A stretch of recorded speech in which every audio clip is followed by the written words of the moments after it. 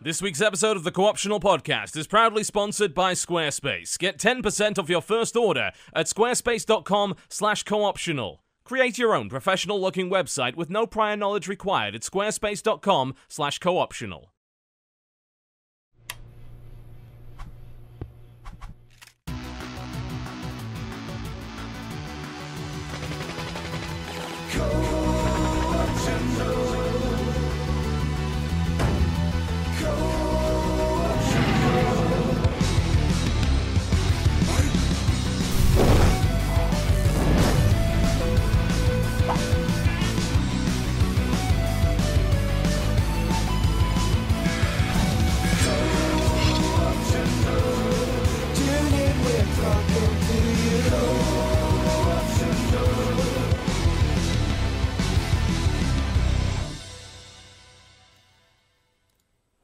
Ladies and gentlemen, welcome to the Colony Optional Podcast. Yay! Good. Usually we're not this enthusiastic, but we finally ousted the heathens from our show. The traitors. The traitors, indeed. We've sent them back. We've sent them packing to their original countries, such as Dutchland and such. Yes. I've been there. It's beautiful. It is. It is quite nice. But yeah, everyone is gone. Dodger is on the houseboat, so has basically no internet, so we didn't trust that. And Jesse, I don't even know where Jesse is. Jesse's like, yeah, I can't be there on Thursday. We couldn't do the show on Tuesday because I lost my voice. I still kind of have, but I'm chugging down the throat lozenges, so things will be fine. So I invited an all British crew because I can trust them not to fuck it up. For the debatable. Okay, we'll see how that goes. We'll give it a shot. We'll give it a shot. So I shall introduce our guests one at a time. Make it his first appearance on the show. First appearance on the show. Sacriel, welcome to the show. Thank you very much. Thanks for inviting me. I'm stoked to be here. Yes, I can clearly tell. I mean, that's about as excited as a British man gets. I have man flu. I'm trying not to die right now. Don't worry. I understand. I totally understand. Coming back to the show in the Littlewood. Welcome. Thank you very much for having me again. No green shirt with a green screen today, which is good. You know, it's kind of disappointing in some ways, but never mind. Do I have a green... I have probably some Don't green do it. I can't do the green screen stuff. I can't make it funny. I just like to make you flinch. Indeed. And I don't know how many times you've been here, but TheStrippin, welcome to the show. Hi. I'm Dodger's boyfriend. Is that just how you introduce yourself now? That's on his business card. Well, I'm Jenna's husband, so, you know. That's true. Oh, God, we're never going to let Blizzard let that one down. That's just... Oh, God. That was the worst. For those who don't know what that joke's been all about, people are being a little bit confused as to why we keep bringing this up. So during BlizzCon, during the StarCraft 2 WCS finals, we'd actually gone to the Blizzard studios a week prior and recorded a bunch of stuff with them, and they'd put everybody there, about 40 of us, through these interviews to get some clips for what they said would be for the launch party. What they actually decided to do with it is they put the clips on during the live stream in front of 80,000 people and a big, they have the Anaheim Arena for WCS that's packed out, so thousands of people there. So they introduced hey, Evil Genius's Pro Gamer, or, TotalBiscuit, blah, blah, blah, and all that kind of thing. And then they put up Jenna Bain, job title TotalBiscuit's wife. And everyone just So were your Twitter bios husband and wife before BlizzCon, or was this following it? I changed my Twitter bio to Jenna Bain's husband after that happened, just as a joke. Okay. And some people are like, well, I don't understand why she's upset. There's I don't know, man. If you had your entire life defined by who you married, you'd probably be pretty fucking pissed off. Right, Strippin? Dodger's boyfriend? What's it like living in the shadow, It's ironic. That's what it is. It's ironic. Because she's really 5 foot tall. Yes, how do you live in the shadow of someone that short? I don't know, man. He has to stand. She has to stand on a pedestal, and he has to lie down really flat and pencil. I was gonna say, I think she's always held up on a pedestal, right? Yeah. Oh man, she is. Yeah. He's not even trying to argue this. It's just I know. I know how it is. Guys. Yeah, okay. I know how it is. But yeah, that's over and done with. Blizzard said sorry. Don't worry about it. We've been making a running joke out of it. Welcome to the Co-optional Podcast. We do occasionally talk about video games. Our show today is brought to you by our wonderful friends over at Squarespace. Check squarespace.com/cooptional for 10% off your first order. If you are an absolute idiot, you can make a website there anyway. It's ideal. And I know our demographic. A lot of you are idiots, so this is going to be even perfect Krendor for you. Could make a website. Know your audience. Yep, he could if he actually had the enthusiasm, and we know he does not. But get 10% if you first order squarespace.com/co optional. All right, we do occasionally talk about video games. Coming up the show, we'll be talking about the games we've been playing this week, and we'll also be dealing with some news and a little bits of drama here and there, and that'll be wrapping up the show by telling you what games are coming out, which is not a lot. I mean, it's, we're mid-November now. Most of them are already out, so there will not be a lot. But I'm super excited, man, because I just got my review code for Space Food Truck. Oh, yeah. For what? Space is that what I think it is? Food Truck. I mean, I'm going to assume it is what it says on the tin, and if it's not, I'm actually going to be kind of disappointed.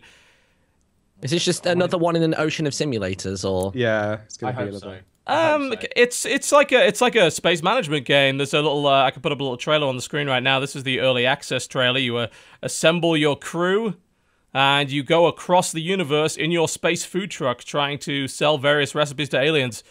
It actually looks kind of great. Like a Futurama-esque thing where you're just like a floating little ship with a flashy sign, and aliens come past and get a burger. Yeah, that pretty much. Oh my god, it is. It is. Yeah. It sounds like it reminds me of a game that I played literally 20 years ago called Gazillionaire. Oh my god, Gazillionaire! Someone else that? actually fucking remembers that game. Yeah, Gazillionaire Deluxe, I think, was the version I played, but I only played the shareware version because I could never... Yeah.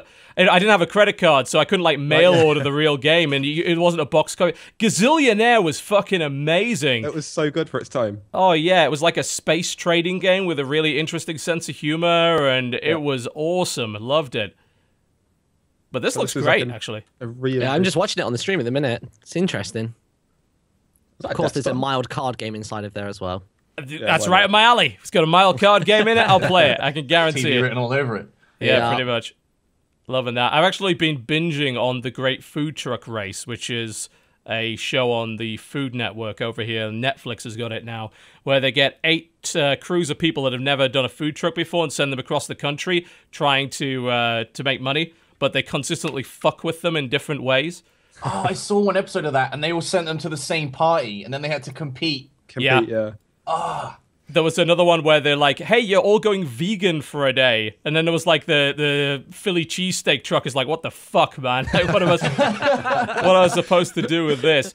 That show is really compelling viewing. I know a lot of it's obviously bullshit, but yeah, it's really fun. I mean, I love watching food be cooked in stupid circumstances. Like, I'm convinced the Food Network is nothing but that now. Yeah. I think, didn't Britain really invent that, though?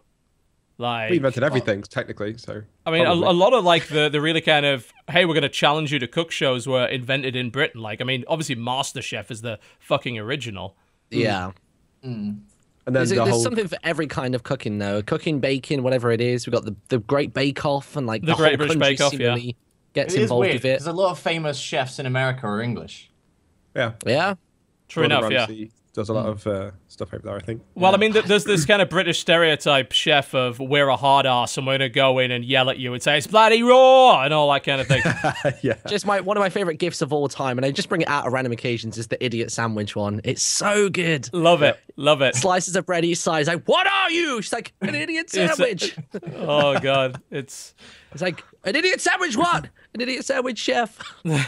We have been exporting mean hosts for a long time. Like, I recall, didn't they send, what's-her-face, the weakest link woman, whose name escapes me? Something? Oh, yeah. Anne Robinson. Anne Robinson over. Yeah, and people were like, she's too mean. Like, I'm pretty sure they had to change the host. Judge Judy. Like, they're on about the same level, I would say. Judge Judy's got, like, an underlying degree of humor. I guess so. Whereas Anne Robinson is just, like, female Terminator. Yeah. You think they would get it, though? Because, like, Americans love, like, the British Office, which is equally as dry as, like, Do they love the British Office? Because, I mean, they made the American one, which is nowhere near as good. They hate British Office. Yeah. Whoa. I think the American Office is great. What? Really? Yeah. They like the American Office because it's more slapstick. But Ricky set the bar too high. See, with British humor, we love awkward situations, and Americans hate They hate the cringe. Yeah, they really hate the cringe and the awkward situation. It makes them feel uncomfortable. So any humor we have that's awkward, they don't like. I feel like most of Ricky's stuff goes straight over my head. I really love like Carl and like Idiot Abroad, that type of stuff. But you know, Extras, The Office, all those other kinds of things. I just don't get it. Really? Wow. Yeah, I'm probably I think just Carl's really just simple. done another episode because he did the Idiot Abroad, where Ricky sends him abroad and then like ridicules him and makes him do stupid stuff. And then he's got a new one called the Moaning of Life instead of the Meaning of Life. Yeah. And he just went to do his season 2 this year, so I think it just came out recently. So he always really says good it's stuff. his last one, and you know it's not. And I don't know to what degree he is a character and is actually just a bit sheltered. Who, Carl? Yeah, he's not. No, he's because not. if you go back like 15 years, he used to genuinely be Ricky Gervais's producer on XFM before Ricky even did The Office. And he's the exact from day one when they just turn his microphone on. They're like, "Hey, Carl, what's this?" He just says stupid shit immediately, and he wasn't even like part of the show. And after 1 week of like people were writing in saying like, "You have to have Carl on the show every time," he just became part of the show. So my favorite thing is him and Steven going head to head with stuff. When they disagree on a topic, it is amazing. Yeah, especially when Carl takes the piss out of Steve's look, and Ricky just laughs at him, and he kind of like pokes him a bit, so they argue. It's really good stuff. Sounds perfect. I'll be all over that. I think they had to rename the Great British Bake Off over here. Like, they call it something else. Because they put it on Netflix.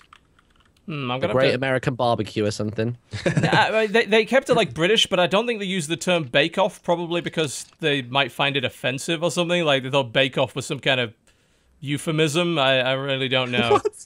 I think the strangest thing this year was it was renamed to the Great British Baking Show. Because people wouldn't understand what Bake Off meant. Could they not figure that out? I mean, really? And because of the renaming, it bombed, apparently. Yeah. That's crazy. Oh, that's nuts. It was really strange seeing YouTubers on it this year. They had, I can't remember how many were on there. I know Zoella was on it. Okay. In the UK this year. And I could have sworn there was one other YouTuber who was on it as well. But that was interesting, seeing kind of like the overlap. That's starting to happen a lot more now. And it is getting a little weird. It's a bit strange. I like being in my little sheltered corner away from all this kind of thing. And I'm not sure I'm okay with this encroachment. Yeah. I need my safe space. It feels like every British vlogger, and even like some of like the British gaming YouTubers, they all seem to have like either a regular show on Radio 1 or like a one-off, at least, like, you know, once a quarter. And it's just, I don't know, it's cool. It's the kind of thing I would love to do, but it ain't going to happen. Apparently, Bake Off has drug connotations in the US. I guess it would, actually, come to think of it. Yeah, I suppose. Maybe. Wouldn't a Bake Off... I'm going to look on Urban Dictionary and see if there is a term for this. God, no. Every nerdy white guy's way of understanding cultural terms. Well, you just watch I watch a lot of Vine, so that's usually my way of keeping up with things. Is that yours? Competition to see who can get more baked. I.e., who can smoke more weed. Holy shit, dude, this is my 29th bowl. I've reached the plateau, I think. I can't do this bake-off anymore. Stop being such a puss. I'm on my 69th blood bowl, and I ain't even I'm sorry. That voice. At what point during getting absolutely baked do you say, I've reached the plateau? I know. Oh, no. That word leaves your dictionary, your vocabulary, when you're that big. I was gonna say, like, that one has too many syllables, i.e. two of them, and secondly, that's too complex or too elegant a term to use. Hang on, there's another meaning here. A competition to determine who can bake the best air biscuit. That's more like it. Which is a fart. Yeah, it's more like that has 4,000 thumbs down. I have a feeling that one might have been made up. Yeah, you know? might be spurious. Yeah, I love that they've hyperlinked to Air Biscuit. That's brilliant. Yeah, just in case you didn't know. Oh God. Biscuit. All right, let's talk about video games. We've been playing a great deal of them. Of course, it's November. We've had a chance to play, I imagine, almost all of the stuff that has come out right now. I actually just started Syndicate, Assassin's Creed Syndicate, this morning. Any chance any of you have played that yet? I don't get on with AC games. Yeah, me neither. Neither do I. I've watched people play it. I've played the previous installments, but I was waiting for PC release. Yeah, I'm really only playing it to find out how good the PC version is because, like, it's another Assassin's Creed game. So performance-wise, let me put it this way: you turn it up to maximum at 1080p with the NVIDIA-specific options on. 2 tight necks is not enough to keep it at 60 in outdoor areas. Wow, it's ridiculous. Like, the NVIDIA options tank your frame rate across the board, even on obviously NVIDIA cards, like their flagship cards. If you turn them off, the performance seems to be fine. But, like, anyone who's not on that, I think someone was saying, yeah, I'm using, like, a 970 or whatever. And I put it on Ultra, went outside, and I got 4 frames a second. I was like, God, that is nuts. That must be some kind of like driver bug, though. Surely You'd think so, because the poly count and the textures aren't high enough to warrant that kind of performance. Yeah, but I mean that was the case with Unity last year, right? I mean, Unity had a similar issue. I'm just putting up on the screen right now a little PC performance problem video by Idiotech, who's showing some frame rate right here, and I was getting kind of... I haven't got to the main big city area yet, but, like, there's a huge difference between indoors and outdoors. Some of those options, like, I had to turn off most of my AA. I had to turn off all of the soft shadow stuff, because that was killing my frame rate completely. What I will say is that so far I haven't encountered any massive awful glitches like Unity, but I'm not far enough in yet to really say whether or not that's going to be a thing. And looking at like this footage from Idiotech, like these streets look a lot less populated than the ones in Unity did. Looks down, it drops to 30. Yeah, it's crazy. I don't know exactly. Ooh, never mind. I don't know exactly what specs this guy's running on. And obviously, I'll do my own video of it, but a lot of people are complaining about performance issues again. I don't know why people are surprised. I mean, it's Assassin's Creed. It breaks consistently, but so far for me, it hasn't been as bad as Unity. Yet. I don't know how these games get shipped out when there's such broad, because underperformance. They're pre-ordered. They've got to meet a deadline and they've got to start the next game. Yeah. Yeah, because these things are coming out every year. Like, and it's unnecessary. It really is, because they never ever change anything. I'm bored of Assassin's Creed. Like, I was bored of Assassin's Creed 5 games ago. Is there anything different about this one? I mean, it's in England, and you can play as 2 different characters who all kind of do the same thing anyway, from what I can tell. Like, one was supposed to be stealth-orientated, and one was supposed to be combat-orientated, but, like, so far, the combat is mash the left mouse button more than any Assassin's Creed game I've played so far. It's not even like... I know a lot of people have started complaining about the Arkham combat system, but at least that requires a bit of timing, bit of rhythm. Yeah.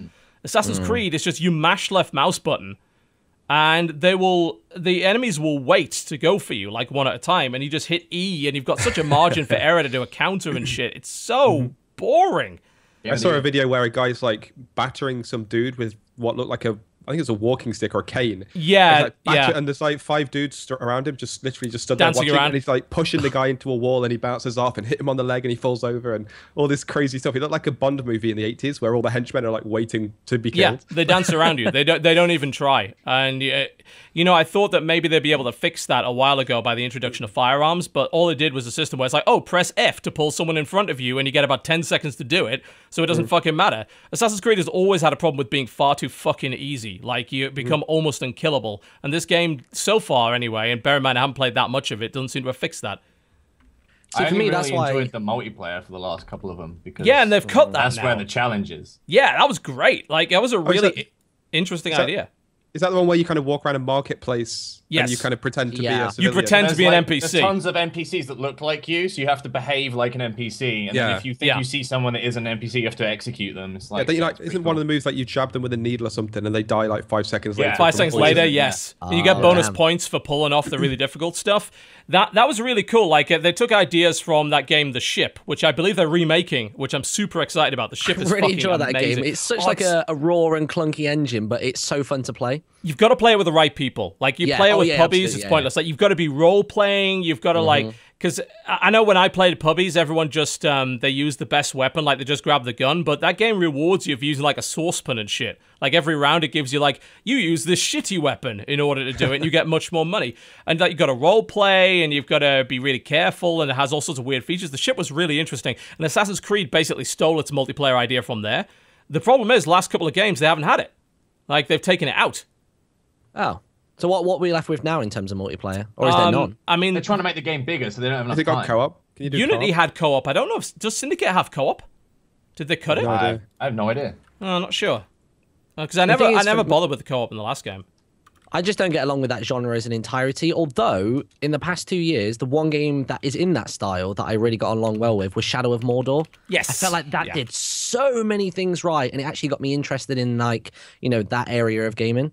Which is why when I picked up some of the more recent ACs, I'm just like, no, Shadow did it better. Shadow did it better. I mean, Shadow had a better combat system, it had a better setting, and the Nemesis system was great. You know? Oh, the continuity through that and the scars and oh man, it was so good. I'm surprised no other game to this day has stolen that Nemesis system. They will eventually. Because it was fucking genius and it made it so fun. Yeah, there's no co-op and no multiplayer in AC Syndicate at all. Wow. They got rid of everything because they only had a certain amount of time, 1 year, like always, to churn out the game. Is and to because they figure wanted to out make a better game, they just... You know what would be interesting would be to figure out how much single-player content there is in the game and then compare it to the last game, which did have multiplayer, because you're basically paying the same price for the same game on a pre-existing engine, so there's not too much engine work to do. Yeah. So if they just cut out whole suites of the game like multiplayer and co-op, but charge you the same price for a same length single player, then it's just another kind of sign of the times that people are cutting stuff out to sell you stuff for more money. I mean, that game launched with microtransactions. You know, in a fully single player game as microtransactions. So like, yeah, that sounds like Ubisoft, all right. I mean, so far there doesn't seem to be like anything in there that really excites me. Also? Yeah, I heard about that. It's just, what the hell are you guys doing these days? But I mean, I heard they also they pretty much dumbed the climbing system down. Like, they give you a fucking grappling hook, so all of the climbing puzzles that were in the previous games basically gone. So you just skip like 3/4 of the building from the go. Yeah. Which, I mean, I'm fine with because I hated the climbing, but I also realized a lot of the Assassin's Creed guys really like that, you know, because that was a main part of it, trying to negotiate your way up a cathedral and shit. I remember doing all the challenges in Assassin's Creed 2. It's like, you've got to get to the top of this cathedral, but it's actually kind of hard to do, and you've got to figure it out, and there's some timing and all that kind of thing. The platforming's even easier than it used to be. You literally just hold space and run, and you're mostly fine. Yeah, exactly, yeah. I always wish they'd have more of a finesse system for the climbing. Yeah. So, like, if you have to do something that involves like careful placement of your legs, you press one key, and you have to press another key for doing like swings, and another key for doing grabs. So if you see someone doing great parkour, you're like, wow, he's really good at this. Whereas at the moment, you literally just hold space and forward, and you just like traverse the map like a ninja. Yeah, I mean, it doesn't feel very fulfilling. That game seems to have less and less mechanics the further it goes in. You know, where as we said, the combat's really super simple, and the climbing's really super simple as well. And I'm like, wait, so what exactly is like hooking me into this game then? Other than it being set in London, which obviously is a setting that I'm kind of cool with. And oh, you know what's great? They translate London slang in the subtitles. It's fucking hilarious. Oh, really? It's just a million apostrophes. There's a lot of like, they put it in brackets, like what that actually means. Oh, sorry, I get what you mean. I thought they wrote it kind of like, you know, sometimes when they say like, all right, mate, like they'll put like AW apostrophe and then what is it, Cockney rhyming and stuff? Yeah. There's a little bit of that. I mean, it's mostly just like terms you've heard before, but it's like just London slang in general. Yeah. And they feel like they have to translate that. Well, because it's so difficult to understand. I was watching JP play it, and I was like translating for him. So like he'd be talking to a character, and the character would go like, "Take a butcher's upstairs," and he's like, "Take a butcher's? Where's the butcher?" I'm like, "No, butcher's hook. Look." And he's like, "Oh, okay." Like, I mean, to be fair, it's kind of understandable, you know. I mean, if you don't know Cockney rhyming slang, you know, take a butcher's is not something that people are going to really understand. Yeah, exactly. Yeah, the thing as well with they should understand it. Exactly. In fact, they don't make some. But they forsake us. Yeah, and that's why we're making a stance on this show. Absolutely, today. That's why we've taken a stand today. We are revoking your independence. You've shown you can't be trusted with it. That's enough. Yeah. Taking it back. This is the Colony Optional Podcast. Yep. I read that as colonoscopy podcast. I was like, I don't know what I've let myself in for here. Confused with no, trust me, you don't want that. You don't want that. I was tagged in it. I was like, is that really TBU tweeted that? And I had to reread it a second time. You're all going to have to suffer one eventually. And I'm going to laugh when it happens. Really? Really? Absolutely. Absolutely. I don't know. You got to have it. I felt like I could you young'uns think you're going to get away with it, but it's going to happen eventually. Be like men and not go to the doctor whenever we have medical problems. Yeah, that sounds like a great idea. I'd strongly suggest not doing that thing. Just FYI. Oh, dear.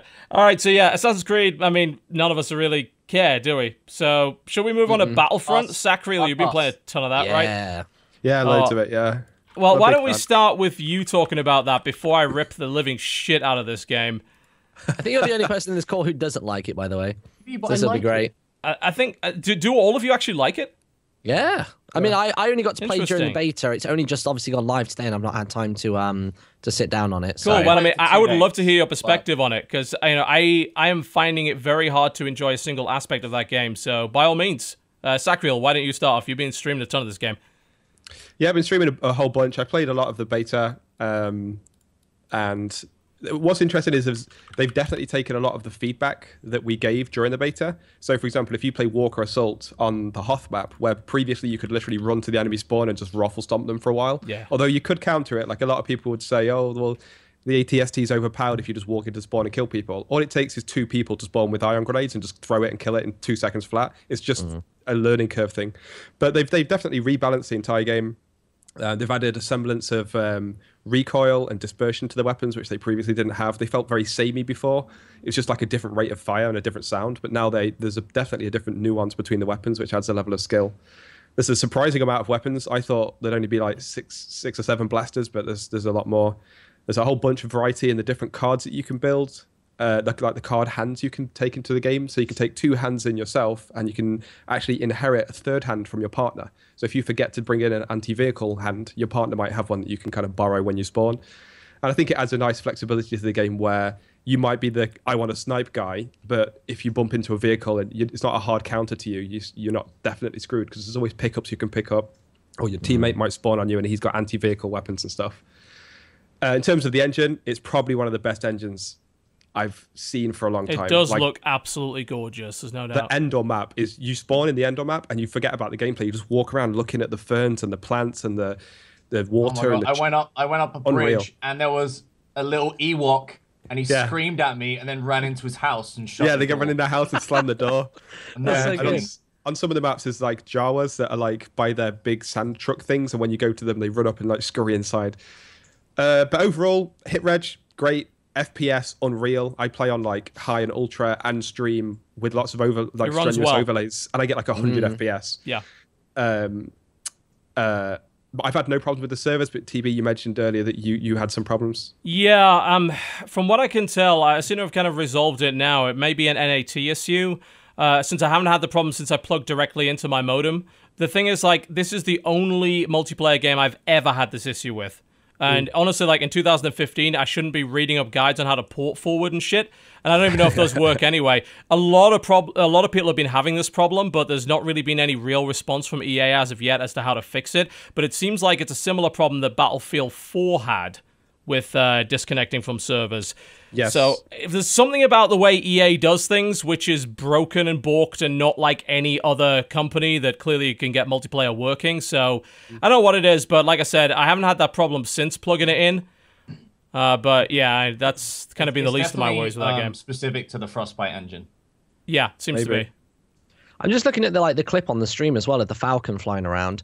Have they adjusted the flying at all? Because I found that so impossible during the beta. It was like, I'd do this with my mouse like 5 times. There's a trick to it. So they've designed it so that you're supposed to interchange it with a controller. You know what? I should not have to do that. I don't know, Sam. I disagree. I put down your mouse and you pick up this and you fly with this. No, get out. And you I don't have to do that though. I play with the mouse and I'm fine. Put it down, and then you go back to FPSing with a mouse and keyboard. I am 100% serious. I've not designed it like that though, because I play with a mouse serious. And I still top the boards on those modes. So you don't have to do that. Sure, it's easier, but you know, you can definitely do it with the mouse. One of the key things to do is to, in the key bindings, you've got like your or whatever the technical term is to go up or down is set to your mouse wheel up and down axis.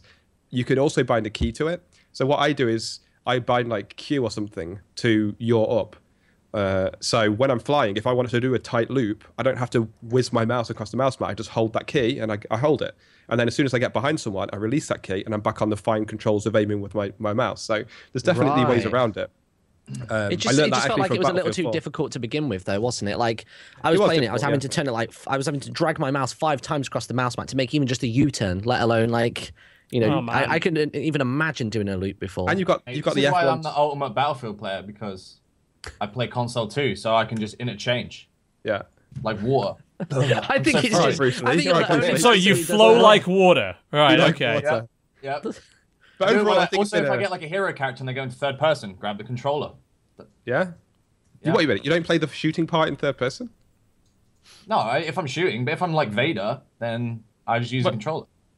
Oh, okay, that's weird. Okay, I don't see how you benefit from that, but I think Sam's literally the only person who does this. Yeah. Have they done anything in regards to oh god, mind blank.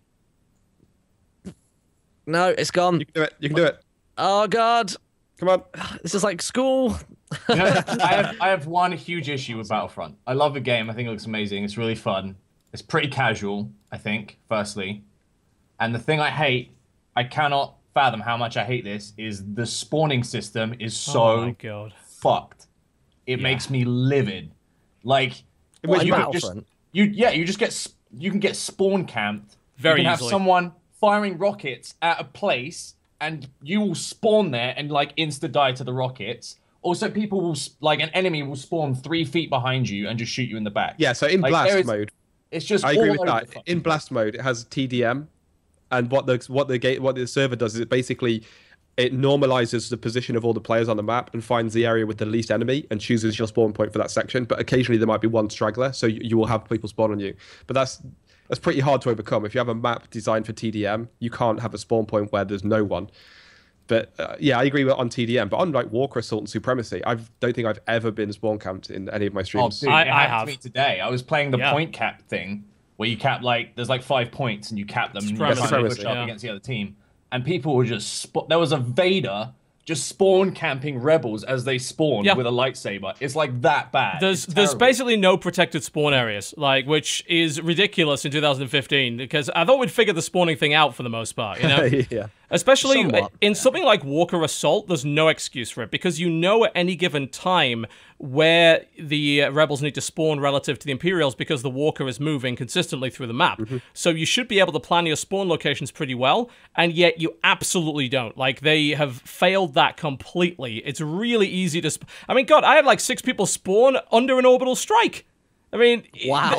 Under no circumstance should that ever fucking happen, and yet it happens consistently.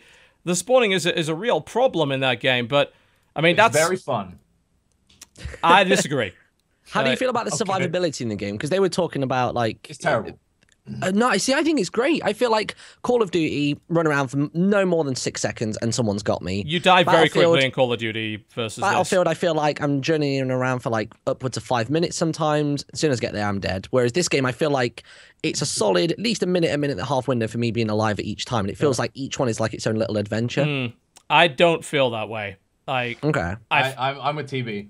So, sorry, Sacriel, go ahead. Then I'll sort of launch into my points.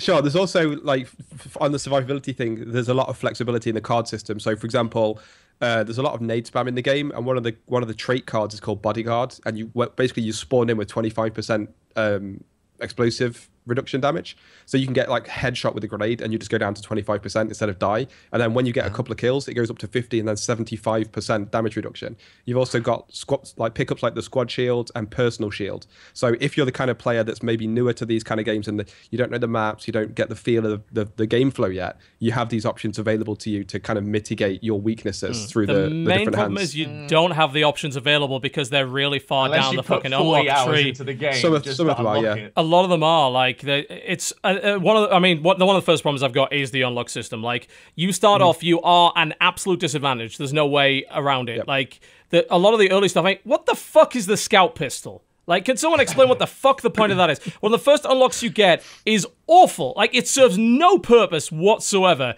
And yeah, it's like, hey, great, that sounds awesome. Like, so you get to shoot twice, and it must be really powerful, right? No, it takes off like half health at most, and that's assuming you hit with it. And then it takes you time to switch back to your weapon, at which point you're fucking dead. But the unlock system is one of the, Call of Duty solved this problem ages ago, right? It solved it by having a bunch of default class loadouts that are competitive, and then under create a class, you eventually figured things out. Like, I've been playing a lot of Black Ops, and we'll talk a little bit about Black Ops 3 a little bit later on the show, but I did not feel disadvantaged starting off in Black Ops 3 at all. Like, it gave me a competitive weapon, some competitive perks, and I could get right into the game, and you've been able to do that through, like, 8 COD iterations. In this, you get in, you have nothing, and the shit that you unlock, I mean, outside of the thermal detonator... You have, like, a pistol.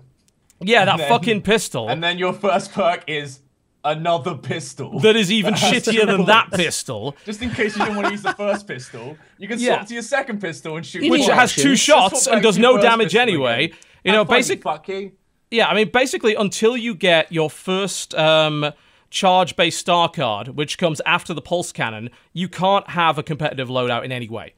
Like, that's not strictly true. So basically, you can inherit the primary hand of your partner in the game. That's assuming you have a partner. Exactly. And you have no way to determine whether or not you get one, and that partner might be level 1, and there's no way for you to... Exactly, yeah. So if they're new... And you have 4 pistols. And Yeah! Yes!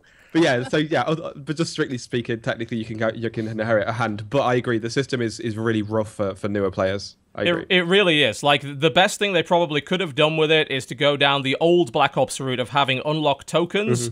I mean, they kind of still have that in Black Ops 3 now, but they still fucking level gate everything because they're idiots. But it's just like, okay, here's a selection of cards. Pick one to unlock. Or pick one to try for this game. Did you like it? Unlock it permanently. You know, I mean, I don't see any reason... It's like, a lot of it's really... I think, like, a lot of it is really reactive to what happened in the beta. You know, the cycler rifle spam in the beta, the way they fixed that is they shoved the cycler rifle behind, like, level 40 or whatever. Eventually, it will be cycler rifle spam again. You know, that will happen because that weapon is really good. As it stands, you get the pulse rifle, which is in some ways better than the cycler rifle because you can kill them with a body shot, but you have to charge it up. So I kind of dig that because it's reasonably balanced. Although, honestly, since you can hit someone from a mile away for an instant kill anyway, it's not. But here's the biggest problem I got with Battlefront, above everything else, and I've got a lot of problems with Battlefront. This game is full of fucking cheese. Like, it is laden with cheese. The ways that you die in this game are the cheesiest ways that I have ever died in any game ever. I really like the Wilhelm scream whenever you die. Oh, God.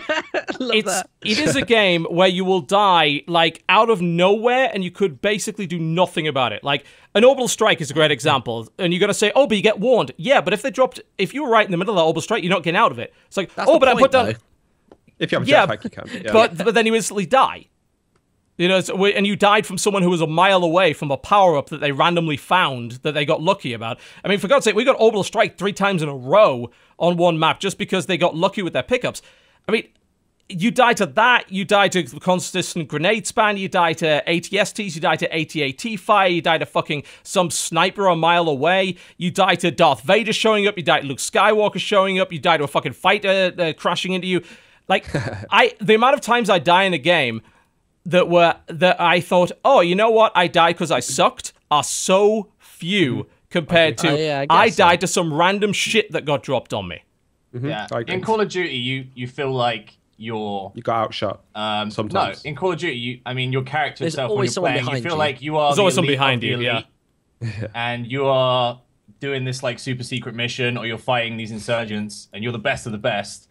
And in Battlefront, you literally feel like you're a stormtrooper in the movie, like you're just disposable fodder. Which, like, is part of the... Everyone's just dying. Is that part of the feel, though? It is part of the feel, but I think, like... That game, holy I think shit. if they were going to go for the feel, like, they should have gone whole hog. Like, here's an example, right? If you're going to go for the idea that you're disposable and that your KD doesn't matter, why is it the first thing that ranks you on the scoreboard? Why do the Rebels even have a death counter under Walker Assault? They're always going to die twice as much as the fucking Imperials. That's true. You know, why do they even have that? It's not there. Like, they could have... Like, Walker Assault, I think, is the best mode that's available compared to everything else. Everything else, to me, like, exposes the weaknesses of that game. But Walker Assault, like, I feel immersed. Yes. But I want to be, like, more immersed. I want more shit to happen that's Star Wars related. And that just kind of doesn't happen. Like, it's 90% kind of average dull shooter where I die to cheese... and 10%, oh, wow, that was an awesome Star Wars moment. And it needs more awesome Star Wars moment. And all the other modes, I mean, God, Hero Hunt is the most boring shit in the universe. It's like, oh, great, we all just shoot at this guy until he eventually dies, and then one of us gets to be the dickhead again, and we all run around hoping that we don't get caught out by this guy.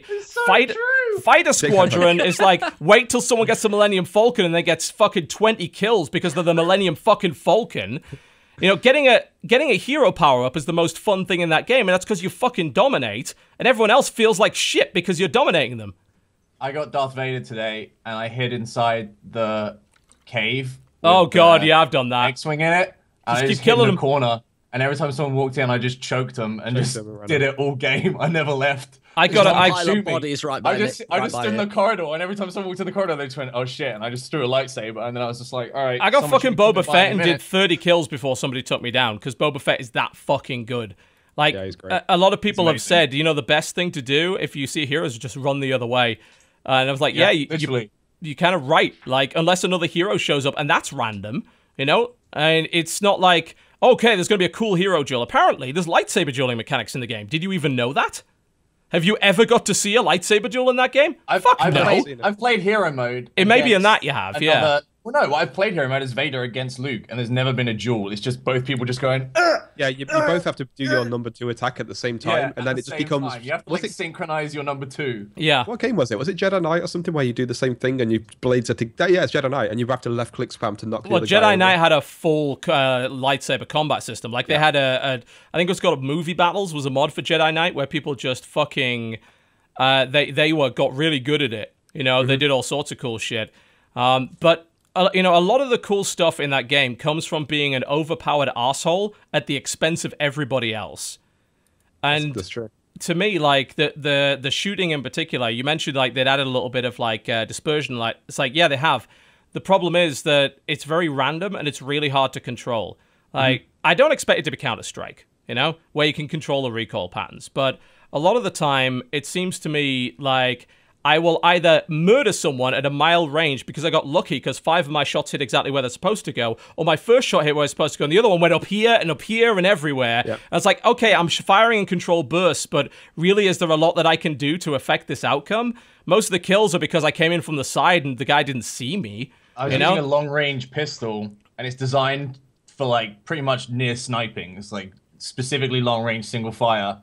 But the reticule in the middle of the screen is a centimeter wide. In diameter. God, it's like, I don't know where this shot's going to go. You see someone, you're like, maybe I can hit? I mean, it might work. You'll notice the amount of mutual kills because the shots have, like, serious travel time. The amount of times you die to the same guy that you just killed, that happens a lot. There's a lot of trading. Yeah, I agree. Yeah, and...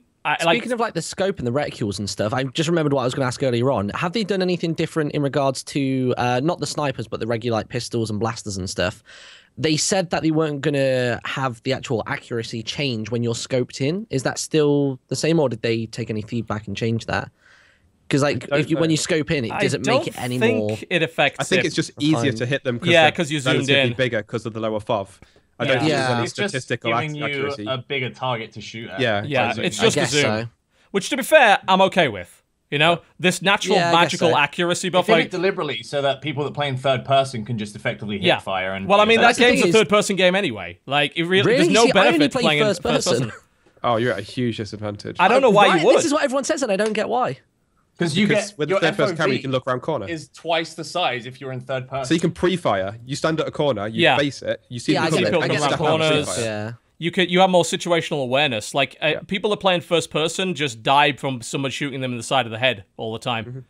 Which, I mean, is a huge problem in fucking Black Ops and everything like that. You know, people, the time to kill in that game is so fucking low. That's an issue. But, I mean, I haven't found any of the other modes enjoyable. Like, to me, Walker Assault would be great if they added more to it. Like, if they fleshed it out.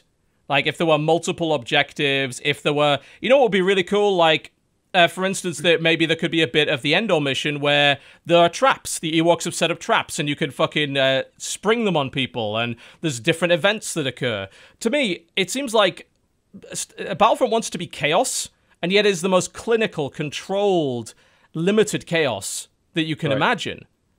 I mean, speeder bikes are a great example. They're fucking useless. You can't do anything with those things. Speed a bike into a I think they're more for fun than anything. The levels aren't even... The one level it's on isn't even designed for you to be able to drive around with them. Like, there's no space to do it. They're fucking useless. Yeah. Where are the rest of the vehicles?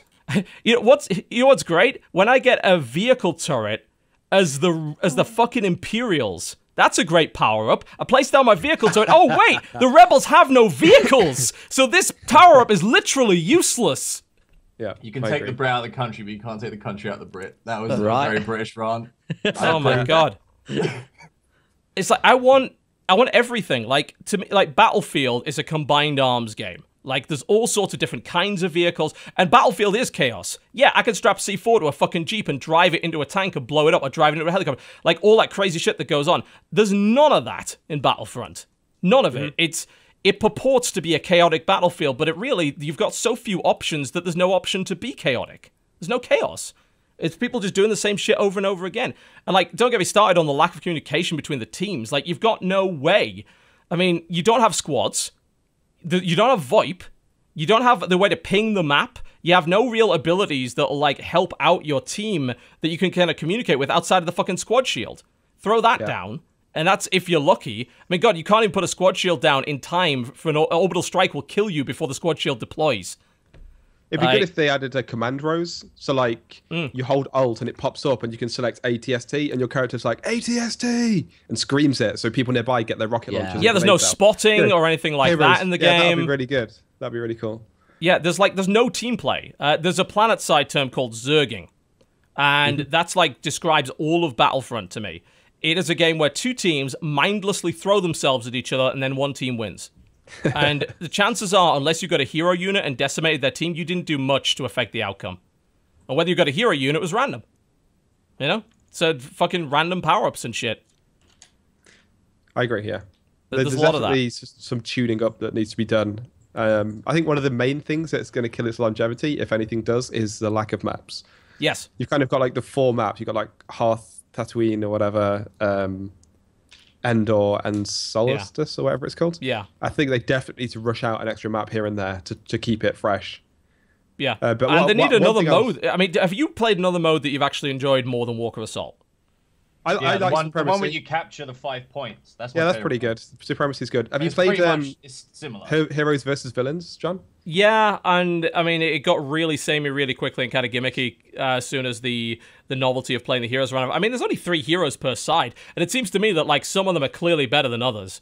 I mean, who the fuck gets Han and Leia? Han and Leia. That's their heroes. Leia can 1v1 all the other champions. Bro, they've got she's fucking the Yoda, hardest. Mace Windu. There's so many actual heroes that they could have used. No one wants to bank Mace Windu. Everyone wants to bang Leia. Does she have any kind of like auto aim? Like, is she the same in the games? Like, she just never misses. So you know, like first of all, one-shot stormtroopers, bro. First of all, that's a great reference to the film. So remember on the Endor scene in the film, an ATST walks up and the panel opens at the top and a stormtrooper comes out and she one taps him in the head. Yeah. And then they actually made that her ability in the game. It's called Trooper Bane, and it's a one-shot. But it also stuns heroes and ignores deflection. So if Vader rushes you, you turn on this mode and you can hit him and it stuns him, and you can space him and basically stun lock him, and he'll be stunned for like 7 or 8 seconds, and all the troopers around you could just pound him. Yeah. Which sounds great, but the thing is, like, in a mode like Walker Assault, you could never really do that counter. Like, I mean, in like Heroes versus Villains, sure, but even if your team does get a hero, you don't know who got it. They probably picked fucking Luke because lightsabers. So Vader's running around fucking murdering everyone. It's like, damn, we could have had a counter, except it was a random pickup and we got the wrong thing. It's like, there's no strategy in that game. Like there really isn't. The hero pickups aren't necessarily random. So basically they spawn at the same time for both teams and they replace the normal pickup. So it's not like the normal pickup where you pick up like a rocket launcher, a squad shield, or a hero. Yeah. So when they have one, you will have one and everyone gets it immediately. I agree with that though. But the one thing that people will really quickly realize is that you know that plasma cannon or whatever it's called, the pulse cannon, like that 2 shots heroes. So when Luke's running around fighting, if you just got 2 dudes, just blast him simultaneously, he's dead. Yes. But no one thinks of it. Everyone just sees him and runs. But there's a few counters. I think as the education of the general community grows, the cheese stuff will get countered a lot harder. Like an ATST, against a good team, you spawn in it, and it's like, missile incoming, missile dead. In like 5 seconds flat, and all it takes is a few dudes to go, 3 points, shoot you with the iron Don't they rocket. need a small launcher for that though, which is a random pickup? Well, there's the one you can have in your card as well. So you can have ion grenades, you can have ion torpedoes. There's all the turrets do anti-vehicle damage. So there's tons of counters. It's just people see it plodding towards them and just run. Whereas if you just go, wait, torpedo is like a little homing rocket. And it's actually got positional damage as well. So if you hit it in the front, it does 40 damage. If you hit it in the side, it does 60. If you hit it in the back, it does 80. So there's also like a positioning advantage where you can get behind it, rocket it in the back, and do double damage. So I think as much as there's a lot of cheese in there, it's mainly it's the same as like Overwatch. When you get a Bastion and everyone's like, oh my god, it's overpowered, and then someone just goes, I'll just go Tracer and kill it. Like once people know the counters and there's enough decent players on each team, I think it's less known, more once people reach a certain amount of playtime where the counters are unlocked. Well, and that's the thing. Like having access to like a varied loadout so that you can actually deal with that on a regular basis, I think is kind of important. Yeah, well, that's what I do. I've got ion grenade and torpedo in one of my loadouts, and then I've got sniper and homing missile in the other. So if there's a lot of vehicles, I just literally swap my hand. I don't have half of that shit yet. That's the problem. Like you can only swap it when you're dead, right? Yeah. Yeah. But then obviously you've got the pickup system too, so you can get the RPG anti-vehicle turrets. I think they've done a reasonable effort at giving people enough options, flexibility that even if you don't have any hands that counter a threat, there's always a pickup as well that counters a threat, or a hero that counters a threat, or another guy with a hand that counters a threat. I think it's just in that chaotic first couple of days where no one really knows what the hell's going on, and then the clued up people that played a lot of beta are just smushing people. There's definitely a lot of that. You can clearly see it. Until someone spawns behind them, and then even their power. Yeah, true enough. Yeah. Yeah, I mean, to me, like, I think it's like my least favorite FPS this year. Like, it's the antithesis of everything I enjoy about first-person shooters. You know, I'm not a good competitive player, but I enjoy the competitive aspect, and I appreciate games with a decently high skill ceiling. I appreciate games with not a lot of cheese, and this game has a shitload of cheese. I also appreciate games with really cool game modes, and right now, to me, Walker Assault is the only one. Like, if you asked me to play Supremacy, I'd say, well, why don't I just play Battlefield 4? Because Conquest mode is much, much more fleshed out. It's got more vehicles, it's got more classes and abilities, there's a lot more teamwork involved in it. Battlefront just seems to be like, hey, well, do you want to do this in Star Wars? I'm like, well, I mean, kinda, but I'm already sick of it. Like, I played 10 hours of the beta, I played a bunch of the alpha, and I played 6 hours of this so far, and I already don't want to play it anymore. I'm so tired of it. Damn. I think that if they wanted to do a really big Star Wars mode, Walker Assault was clearly the right way to go. Yeah. Flesh it out with a shitload more stuff, more map events, more interesting things. Embrace chaos. If you're going to go the casual chaos mode, embrace that. Get rid of KD. Why the fuck is KD even there? You know, give me more options from the get-go. Don't shove me into this really awful system where, like, I think people would be encouraged to be a lot more creative too if the KD wasn't there. They would be like, all right, let me get on this bike. And or if I had the options, like, shit. I just unlocked that, like, Jawa blaster. I was like, oh, that seems like a really interesting weapon, except I don't have jump pack, so I would be a fucking idiot to take this gun. Because the majority of my engagements are going to be at long range, and I won't be able to do anything. So I need...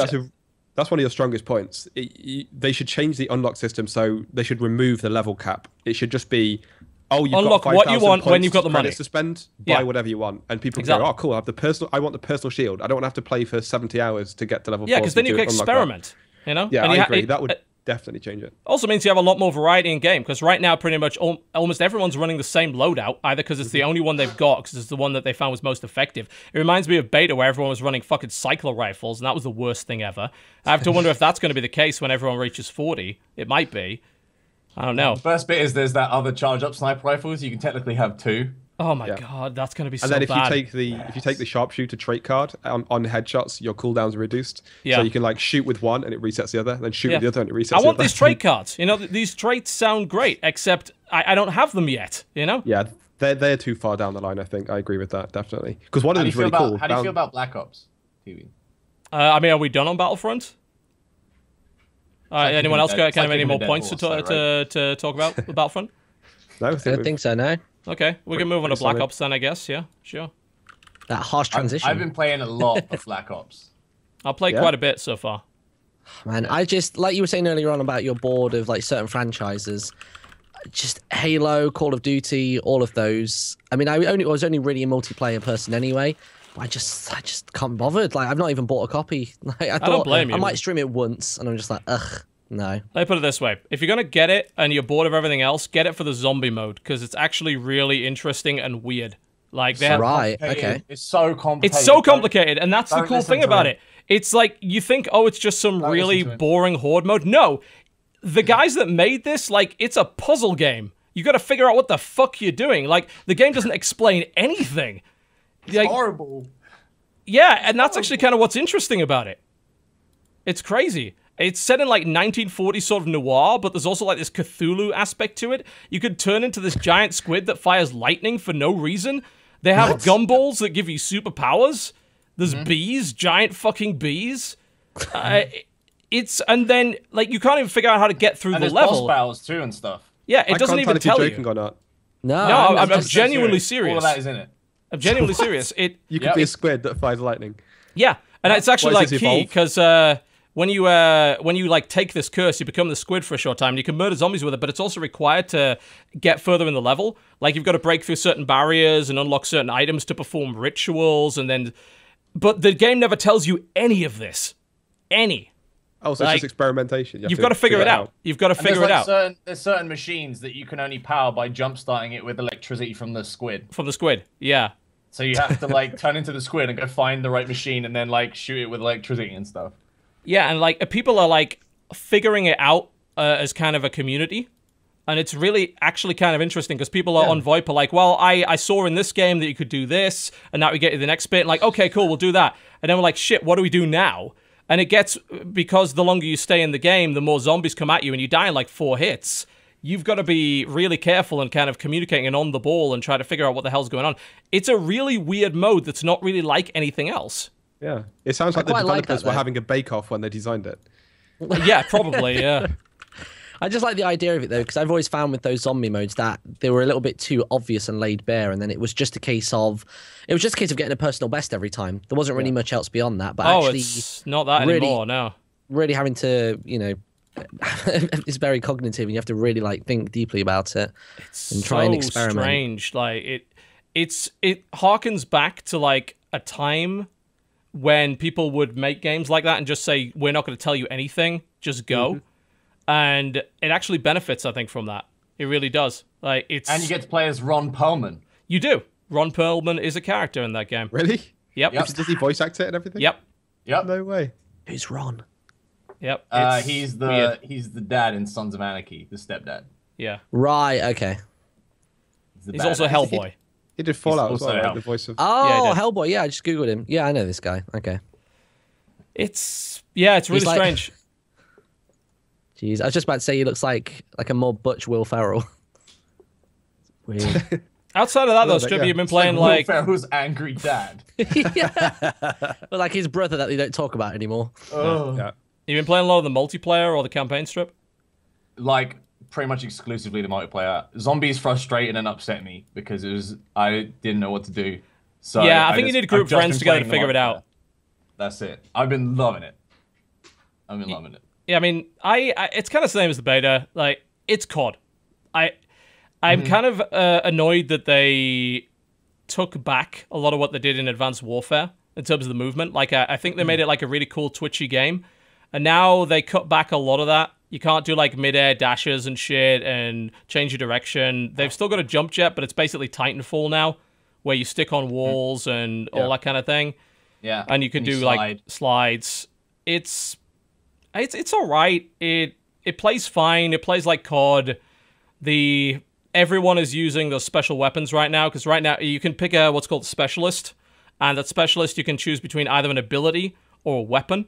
And the ability charges more often than the weapon does, but the weapon is fucking super powerful. So it's like a second kind of kill streak. And once you get that weapon, you can just murder people with it for a short period of time. I use the Magnum with 6 bullets, and they're all one-hit kills. That's the one I use. I use the War Machine, which is like a grenade launcher which fires 3 grenades at once. It just fucking destroys everybody.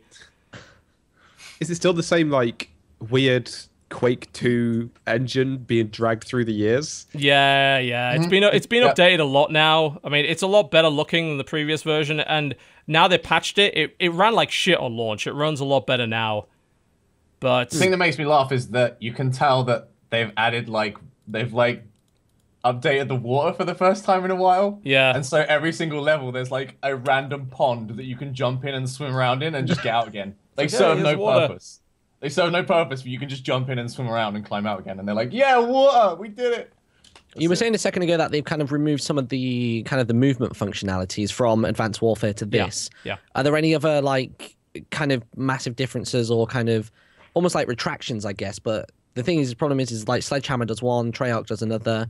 Is that a thing? Because I've not really played COD for a while now. Is there a lot of like, you can very easily tell that it's one franchise, but it's 2 different studios? It's 3 now. I mean, is it 3? What? Yeah, they all have very different ideas. Like Sledgehammer with Advanced Warfare went crazy with what they did with the competitive multiplayer.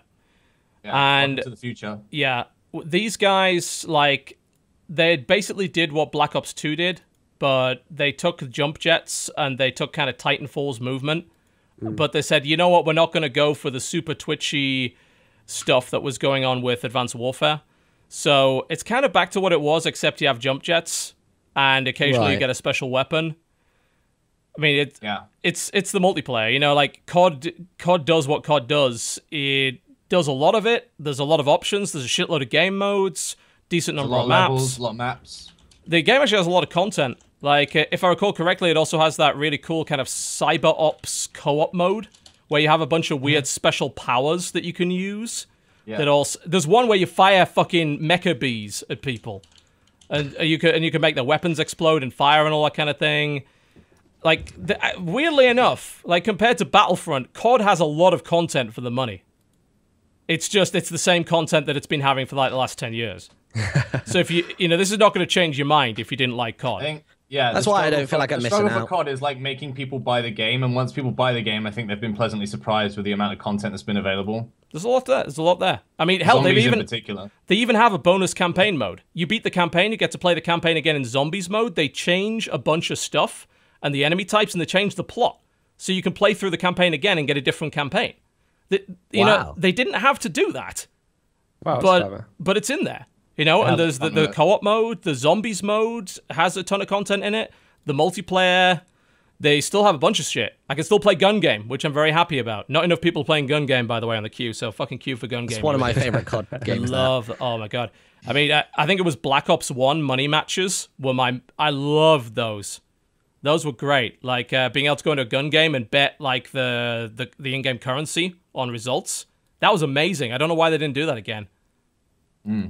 That's interesting what you said about the rerun of the campaign. It seems like a few games are doing that recently, trying to get more bang for the buck out of the single player. It's like, you can play it through with different item layouts. And is it StarCraft that's doing that as well? Yeah, StarCraft has been doing that kind of since Wings of Liberty, but like there's a reason to play it through for like the master achievements and stuff like that. But I love it when they fuck with the timeline and they fuck with things that you expected to happen and then they don't. That's really awesome to me. That really gives I think a lot of companies, like the gaming community, has been very vocal about their displeasure of short campaigns. Yeah, and COD is like the poster child for that. 6 hours long, and so a lot of companies have been like reusing those assets and just like making something more, which is good. Yeah. It's good for the industry, right? The more content for the viewer, for the player. And it means they're listening. Yeah, that's true enough. I mean, it's like I said, it's Call of Duty. I haven't played the campaign yet. I'm told like the storytelling is awful, but like I think it's been that way since like COD 4. You know, COD 4 had a great story, and then from that, I'm like, what the hell is going on? I don't even know. This is crazy shit. But what was COD 4? Was that Soap? That was Soap. Yeah. Yeah, that was the only one I remember. Original Modern Warfare. Because it was good. Soap. Yeah, your character was called Soap. Oh right, yeah. Is that the one with the scene? Is that the one with the ghillie scene where you're a sniper? Yes. And then there's another scene where there's like a nuke goes up. Oh no, is it a nuke or some kind of radiation bomb? And you're like crawling around and everything's. I remember there's a few like really striking moments. Good. Yeah, there's a few striking moments in that single player. The weird thing was that COD used to be all about single player. The original Call of Duty got huge props for being one of the really like amazing campaigns. I remember playing the whole way through that, and like it basically was just a takeoff of a bunch of war movies, like A Bridge Too Far, The Longest Day was in there, Enemy at the Gates. They've themed all the levels around that. Yeah, it was World War II, the original one. The first couple, I think, World War II. Yeah, first 3 were World War II. And that campaign was amazing. Like, it had a great sound design. I mean, fuck, they recreated the sequence where it's like one guy gets the rifle, other guy gets the bullets, and you start as the guy with the bullets. You're running up the beach. You pick up the guy's rifle. There's guys behind you saying, if you turn around, we're going to shoot you. It was so great. Yeah. And I don't think a campaign since then has ever matched what COD was able to do with the single player there. But obviously it's all about the multiplayer now and they don't really care. But I think it's one of the first CODs that had it was another moment that stuck with me for a long time was one of the single players was you hear about the Germans deploying the Nuremberg, which is like a massive rocket launcher thing that just and you're like, what the hell? And you hear it firing, and it's like this terrifying display of aggression and like destruction. And then you're kind of like freaking out, like, oh my god, I need to find it. And you're fighting your way through the trenches to get to it. There's so many like moments from those single players where people used to put in a lot of work to make them different that kind of stick with you. And now I feel like a lot of single players nowadays are very cookie cutter.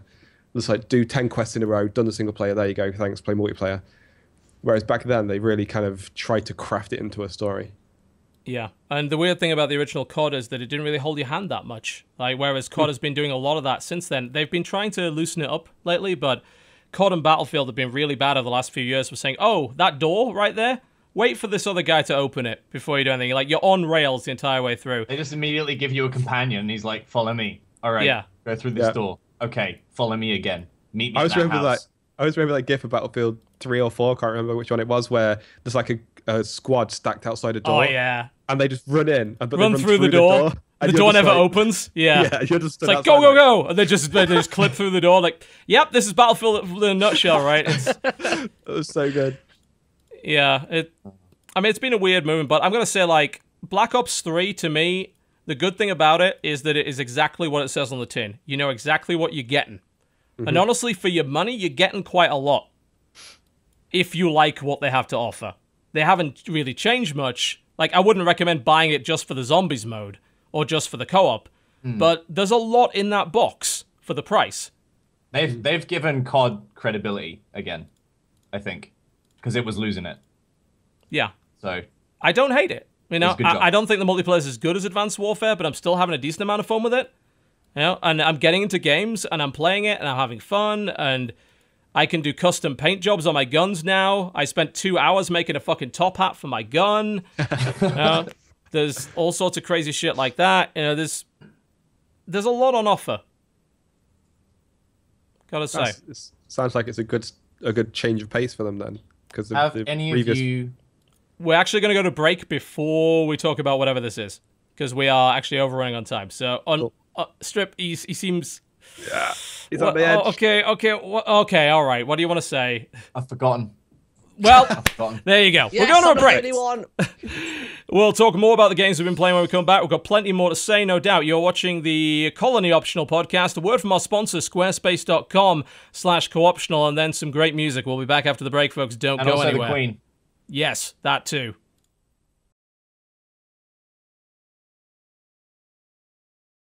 Strippin, you seem a little down. Oh, it's nothing really. I just feel like I'm living in Dodger's shadow. Well, why's that? She's got this monopoly on the anime dating sim market. It's obviously a subject I'm really passionate about and I just can't break in. It's left me unfulfilled and potentially homicidal. Wait, what? Very idle. It's left me very idle. Not getting anything done at all. I need to strike out my own and, you know, make my mark in this lucrative industry. Well, it seems to me like you need some brand promotion. Have you considered a website on Squarespace? Kidnapping my competition, you say? Sorry, I must have misheard you. Can you repeat? Kick back my competition. A website's perfect, but Bonk the Bonnet's 5 Ultra Edition's taken up all of my time, and I can't learn web design as well. Well, fortunately you don't have to. Squarespace doesn't require any experience at all. All you need are a few good ideas and Squarespace will do the rest with a simple yet powerful interface. Why not sign up at squarespace.com/cooptional and get 10% off your first order? Oh, it's actually perfect. All I need to do now is stuff her in a box and ship her off to a remote island with no chance of rescue. What? Oh, actually, I don't have an excuse for that one. Hey guys, what's going on in here? Nothing, dear. Love you. Squarespace. Create your own website and promote yourself in a sane, legal, and not at all psychopathic fashion. Squarespace helps you create a professional-looking website with no design or coding experience required. Get 10% off your first order and support the Cooptional podcast at squarespace.com/cooptional. Dating sims, Dark Souls, or role-playing a catboy on the internet. Anything is possible with Squarespace. Just, please, use your newfound powers for good.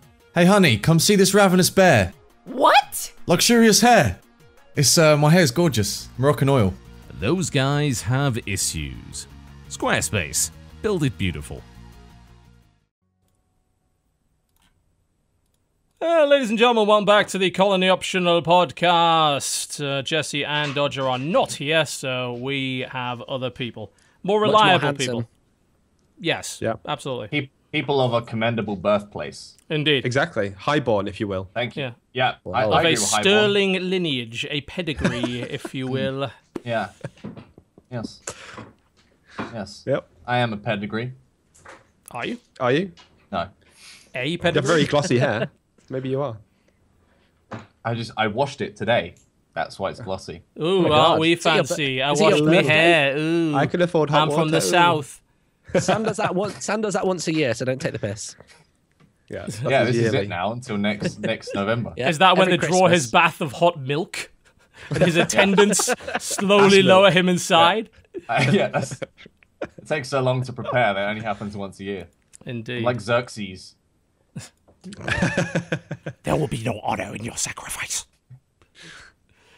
Xerxes was great. He spoke like he had a constant cold. It was wonderful. Yeah. It was amazing. It's like, King Leonidas, bring me a throat lozenge. I want a strepsil. Yes. Probably all the gold in his nose and neck. Yeah, probably has something to do with it. Don't do that. Yeah. Idiots. Oh, man. Okay, so we've covered Battlefront. We've talked a bit about Assassin's Creed. We've talked a bit about Black Ops. Okay, let's talk about what else we've been playing this week. Who wants to take the floor?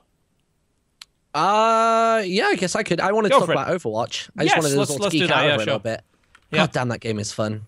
It's just it's so fun. Like, I was kind of apprehensive about Blizzard moving into the FPS genre, and especially if it was going to be in a similar sort of vein to TF2, because that's a game that I never got along well with. Interesting. Why is that? Like, I feel like TF2 is kind of ubiquitous, and everyone seems to love it. I think it just kind of felt limited to me. Like, I feel like Overwatch has this really incredible balance. And also as well, I'm a bit more of a deathmatch sort of person. I'm not really too hot on objectives and stuff, because I find it quite frustrating when you have those players. Whenever you play with pubbies, you always have people that are just going for those KDs. And it kind of invalidates anything that you're trying to do. Yeah, stripping. But no, Tracer, that's pretty much her job, dude. You're not meant to be pushing the objectives. I'm Mr. KD. Right here. How you doing? You're Mr. KD. Yep. Don't worry, I got you covered. I'll make sure my KD is nice and high. Yeah. So when we win, I'll have play of the game. Thank you very much. All right, love. The carry is here. Cheers, love. Yeah. All right, love. That voice. Jesus Christ. KD is here. All right, love. The power is here. Yeah. Deja vu. Oh, God. I've never met anybody who speaks like that. I don't think I've even really seen it in movies either. I don't know where they pulled her from. A chimney, by the sounds of it.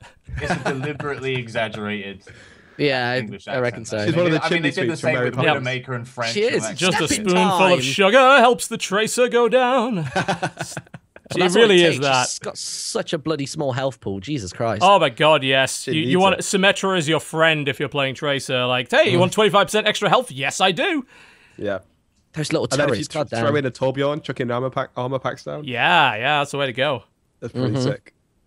But no, yeah, I just think that game is great. And I went to BlizzCon a week or two back, and I was actually really stoked and excited about the 3 new heroes that they added, because a lot of people have been saying it out of BlizzCon, and I kind of agree as well that it really has just finished out the roster. It did feel like it was a little bit missing. Yeah. And it's there. It's done now. It feels ready and like a complete product, which is really exciting. And I didn't get along with the 3 other heroes that they brought out this year. So McCree was okay, but Zarya and who was the other one? Lucio. I didn't get on very well with 2 out of 3 of them, but all 3 of these new ones, so good. I mean, Mei, the Ice Wall. Fuck Genji. Why fuck Genji? He's fucking broken. He's a broken piece of shit. Why? What's broken about He's it? not. He's been raging about this for weeks. It's been great. Yeah. What a joke. What's wrong with him? What? Didn't you play him on stream? All right, let me break it down. Here we go. It's gonna be McCree, good. He needs to give you a beat. There we go. McCree was overpowered because he could outsnipe snipers. So they nerfed him and took his damage away on his fallouts. Now his damage has fallout. So when it reaches a certain range, it does less damage. And then, in his place, they just put in another character that can outsnipe snipers. And we're like, cool. With the throwing weapon. With a throwing weapon. Fucking throwing stuff. How the hell can he outsnipe snipers? Are you crazy? He's pretty good at range. Yeah, he's pretty good. I can agree with that. I agree he's good at range, but if you've got a Mercy aiming at him and he's aiming back, the Mercy's got a hit scan insta-kill weapon. And all she has to do is sidestep. Widowmaker, you mean? Sorry, of course. Yeah, Widowmaker. Weapon that she has to charge for maybe 3 seconds to make it an insta-kill. Or he can land all 3 stars and insta-kill. During that time when she's charging it up. Yeah, I understand If she doesn't have a keyboard, then he could land 3 headshots at long range with shurikens. all you have to do is a Widowmaker is just gently sidestep and they just plink around you. Too strong. Or I guess if you're Genji, you can just stand there and let Widowmaker shoot at you and reflect it. Well, he can reflect like 90% of the ultimates and make them his. It's so fucking dumb, bro. That makes up for his ultimate being dog shit, reflect though. a sniper bullet and 1-hit kill the sniper. It's just, if he aims back correctly. It's so broken. I think it's and, great. Like, people don't realize it yet, but as soon as like they meet a Genji at a high level of play, that's it. You can't kill him. He's unkillable. Game over. It's game over. May's really cool though. I really like May's Ice Wall. Just the way that changes games up, whether it's just for yourself or for like your entire team. Huge difference. One thing I haven't tried yet, I really want to try with a friend if I party up with them, is they told us that there's only like a soft limit on the upper bounds of the worlds and like the maps and stuff. And they said that if you have like numerous Mays, you can stack the ice walls on top of each other. So I just want to build like this infinitely like... Yeah, it is really cool that it actually can be used to open up new paths and used as a bridge for characters that don't have the ability to get somewhere. And putting a bastion somewhere where you normally couldn't get is so powerful. Yeah, really strong. Mm-hmm. Yeah. But I saw a great video. It's on Reddit. It was like a top 5 plays of the week kind of thing for Overwatch. It was really cool. So Junkrat's ultimate, that tire thing that rolls along and blows up stuff. Yeah. And there's a group of enemy on like a ledge, and as his tire was going along, May like walled it up, and then he jumped as well and just went bam and just killed. And I was like, is amazing. That's so good. But that wall synergizes with so many ultis. If Hanzo does his dragon arrow, you just wall behind it and they can't run away. They can't run away from it. Yeah, such a great ability. It's very kind of Dota / League of Legends-esque, isn't it? It's that ability that you think this could, in the right circumstances with the right team, be devastating and create those really cool moments. Incidentally, for those who are like, oh god, I can't play Overwatch, why are you talking about Overwatch? There is a beta stress test coming up very soon. Friday. Yep, Friday. Servers are going down imminently for 24 hours. When it comes back up, it's going to be a beta weekend. It's going to be the biggest clusterfuck. I can't wait. It's going to be cray-cray. I'm going to be there killing everybody. I can't wait for that. Right? Yeah, I can't wait to murder people. Yeah, it's Friday till Monday. Apparently, invites are starting to go out right now. Do not be fooled by people offering you keys and shit, because it's a scam. Look under your game account section of your Battle.net account management. You will see if you got in there, and you should get a beta test weekend invite. It's literally just an account flag, isn't it? And yes, that's how they've been doing it. If you load up your the only way you will know is if you get an email from them, and then you check your Battle.net account, and it's on your Battle.net account. Yeah, and I'd check your Battle.net account anyway, because half those emails just end up in spam or whatever, so... Yeah. Watch out for that. If the email comes from, like, batt1e.net. You gotta watch out for that, yeah. Yeah, do watch out for phishing attempts this weekend. There will be a lot of them. There always are whenever something like this comes out, so do be 100% sure that you're doing the right thing. But there are no keys. It's all account flags. Hopefully that'll simmer the soul on the subreddit, because my god, it won't. I wanted to actually enjoy that subreddit, and they've just been there like, this is why I deserve a key. Oversold, yeah. I read this one post on there, which there's one thread which really took the biscuit, and that was this guy was making this argument that Blizzard has basically killed all potential for every new content creator ever because they didn't give some people Overwatch keys. And he's going on to use... What pissed me off is he used me as an example for this. Like, he's like, look, if TotalBiscuit hadn't got a key to the Cataclysm beta, his channel would have never, like, blown up the way that it did. And he's saying, look, you should be giving these keys out to new content creators so that they can get a start. And I'm like, okay.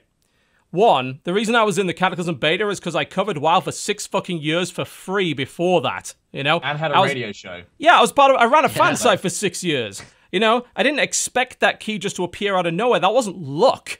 That came because I'd been covering that game for a long time. I get Force, who has been really pissing off that subreddit lately, said the most cogent thing on this matter. Force is killing it! Force has no filter right now. I don't know if he's become an alcoholic recently, but my god, Force has been fucking wrecking it lately. He said the most cogent thing about it. It's like, oh, you wanted to cover Overwatch? You should have started 6+ months ago. You should have been taking the footage that they put out and starting to create content and putting yourself on people's radars. You know? If you're not a big streamer... did just that and started a channel called Overwatch Central... months and was like dissecting all of their footage, got in. Of course he did. Because he put himself on the radar. Like, it's... Yeah, you can get lucky with getting into a game and getting popular. You can, but a lot of this is making your own luck. It's like just sitting there and expecting an invite and then whining that you didn't get one and saying, oh, well, got no chill. The new content creators. Like, I'm sorry, like, I really dislike this idea that people should be reliant on one game just to launch their fucking career. And it's like, there you go, this game is a license to print money and I'm somehow entitled to that money.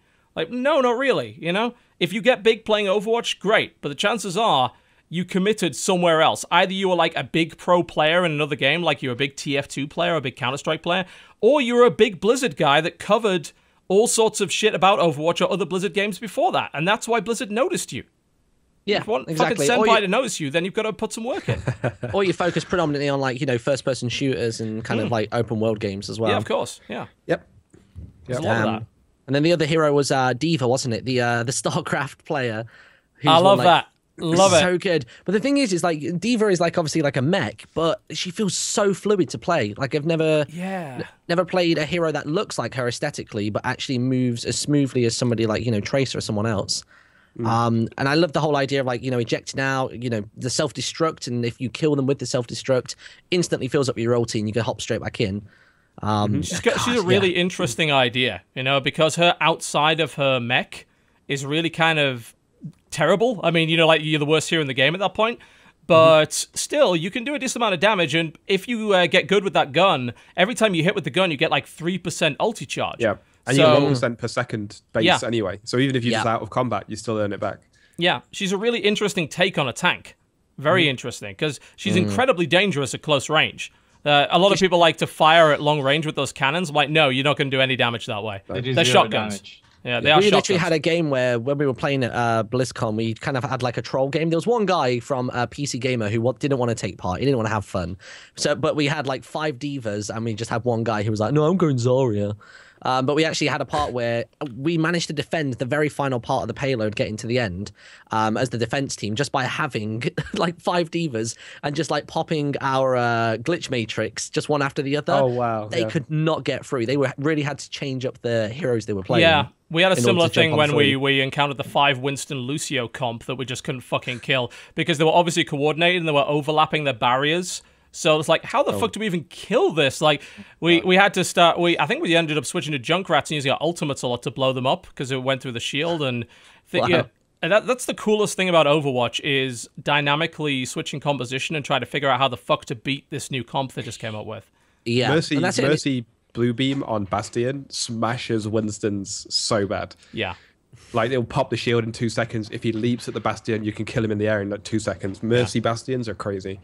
Jeez, there's so many compositions of like. The thing is, it's not even like full team compositions. You can just have combinations of heroes like Reinhardt and Lucio are really good. Who else? Mercy and Pharah is an obvious example because of the way that Mercy's movement system works. You can stay airborne almost all the time. It's great. Yep. Just some of them are so crazy. Like the new Hollywood map is great. I really like it. Yeah, I love just the transition between the scenes and like. I think the biggest thing I took away from BlizzCon was getting really excited that they actually do give a shit about the lore. Like they are doing like the graphic animated novels. series they're doing. Right, amazing. They're doing kind of like Pixar style shorts. They need one to of the do best that. animation teams in the world. I'm convinced. Yeah, absolutely. Definitely. They're just poaching the stars. They absolutely need to do it because I've said this before and it keeps coming back up because they still haven't confirmed their full business model. They've said, yeah, okay, it's going to be buy to play, which I mean, I'm personally okay with. Everyone here like okay with that or not? I had so many arguments in my stream about this with people just kicking off about it, and I would have to be like, no, this is fine, and this is why. I agree with what Dodger said on the last co-optional. She just said it's much cleaner. You buy it, you get everything done. Yes. Like, there's no convoluted, I want to counter this guy, but I can't afford to pay for that counter, blah, blah, blah. You buy it, it's a game, it's done. And but that's the thing, does that mean that they're not allowed to add more heroes into the future? And there's the rub, isn't it? You know, that's the part where it on gets launch, it's going to be fine. Everyone has access to 21 heroes. That's wonderful. But later down the line, how do they do it? Do they do expansion packs? I mean, that's a very Blizzard way of doing things. I think that's what they'll do. I think they'll do expansion packs where they'll introduce like a couple of heroes and like, you know, they teased at the idea of a guy called Doomfist and like, you know, when you play King's Row, you're escorting the Doomfist glove. To the museum, I think they'll have these villains that are going to threaten the world, and that's the reason lore-wise for Overwatch to kind of reassemble, I guess. And I think they'd introduce Doomfist and maybe 2 or 3 of his cronies. And that's how they would have story and DLC and maps all kind of meshed into one. I hope they add some single player for that. Like, as I think it was someone on the show last week, probably Dodger or Jesse again, that said, I would play the shit out of a single player campaign for Overwatch. Yeah, I would. There must be. This was a repurposed MMO. There must be. The universe is massive. Yeah, there I mean, basically, this is what Titan was going to be. Back. Yeah, I just wonder. There must be like a storyline. There must be like actual I'm a fan of the lore, but I worry that that would take the focus away from making a fun and competitive first-person shooter. If they have to start splitting resources with like, oh, let's make a single player. Like, I've always been of the impression that some games just shouldn't have a single player. Like Armor engine for like Armor 2, Armor 3. Why make a single player? You're making an engine that other people can mod to make games. Why waste resources and time and confuse everything? And I just worry that this is such a solid first-person shooter, a multiplayer game. If they just went off the rails and started adding single player, it might kind of derail it a little bit. I think that's why they're doing the animated shows, so that they can like give you the lore and, and help you build a relationship with the so characters. They can sell skins. Like I said, I got a chance to. They don't have to do a single player because you're getting the lore and everything you need from. Exactly, you're getting the kick for those that need it, and I think it is a niche. Because they're like really interested in going into TV now. I've seen they're doing like movies and animated shows and all that kind of stuff. And I mean, let's be honest, like that when they first unveiled that Overwatch video, that was Pixar quality. You know, it was so good. It was really, really good. And so I had a chance to speak to Blizzard about this, and I said to this, like, look, you know, you don't really need my advice, but I'm going to give it anyway because I'm a smart ass. Here's the thing: you want to sell skins, and you want to make a lot of money doing this. The first and most important thing is that you need people invested in the characters you currently have. And I think you're getting there, you know? You see the amount of cosplayers at BlizzCon that were cosplaying Overwatch characters. Like, these characters are cosplayable, they're fun, they're interesting, they're quotable. Everyone has their favorite, everyone has a guy they think is a fucking dick, and her name is Tracer. Now, whoa. No, don't be talking about Trey like that. What are you doing? Don't be Tracist, John. Don't talk about Trey like that. I'm going to kick you off the show for saying that. Oh, Trey holy shit. I didn't know if anyone else said that. Apparently Strippin does as well. It's just my God. Trey.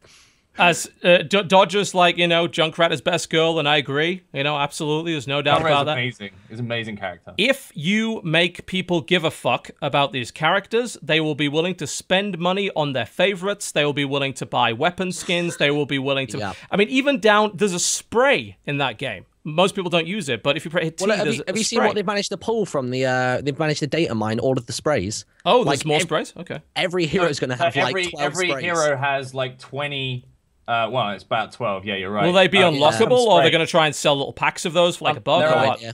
We don't know, but every hero has. Hopefully, they don't go the Half-Life 2 route where you can upload your own, and then you just get people spraying porn gifs at the start of CS maps. I think they'll keep a handle on it. I think that game made the mistake for them. So now right. yeah. Apparently, I'm a Tracist. That's good. I like it, but I think they were already getting people invested in the characters. Like, you know, the whole like brother versus brother storyline for Genji and Hanzo is so intense. You're like, damn, like some serious stuff went down there. Hanzo wins and kills him, and he's not unplayable. Wow, you want to do like a league? Was it Misfortune and Gangplank, where he's out for like a week? I hope they stick with Blizzard tradition. So in Heroes of the Storm, if like Malfurion and Tyrande like on the same lane, the game detects that they have a backstory and it throws in random lines. They already said they're doing that. They should add some flavor text into the game. So like, say Hanzo like headshots Genji, he like says like, "Sorry, brother." Da da da. It'd be cool if they had like little, you know. If they don't do that, they're idiots. Because again, No. They said during the Q&A at BlizzCon that that's one of the things that they were going to do. Great. Because they were saying that there are so many little feuds that they have, like specifically between like Reaper and the Agent. Tracer and Widowmaker seem to have this constant back and forth, and there's even an animation coming out specifically about those two. And then obviously, like you said, Hanzo and Genji, like that's something that's confirmed, which I'm really excited about. Yeah. I mean, someone in the chat is like, look, you know, if you pay for the game, then they have hundreds of dollars of microtransactions and stuff, like people are going to get pissed off. I'm like, well, CSGO?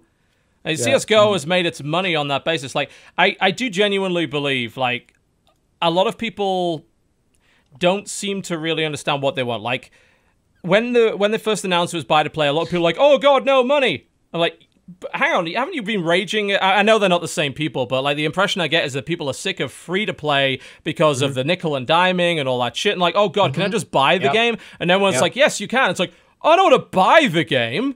I want it to be free like the others, but I want you to make all the non-mistakes that the other games made and get it perfect. And also, you can't please them. I get, you know, a lot of people like to compare it to Valve, but here you've got to understand Valve has a unique infrastructure for doing all of this stuff. Like, Valve has the most advanced storefront in the world for selling microtransactions. It has a full marketplace. Nobody else has this, you know? The whole trading system, the economy, and the rarities of skins, and fucking box gambling, and all that stuff that's in Counter-Strike and TF2. It's unprecedented. You don't see that anywhere else. It would take years for a company to even try to match that, and that's assuming they even want to. I mean, for fuck's sake, you can sell skins which will let you buy real games on Steam. I mean, nobody can do that. Nobody else can do that. You've got to you've got to innovate in a different way. You just can't do what Valve has done.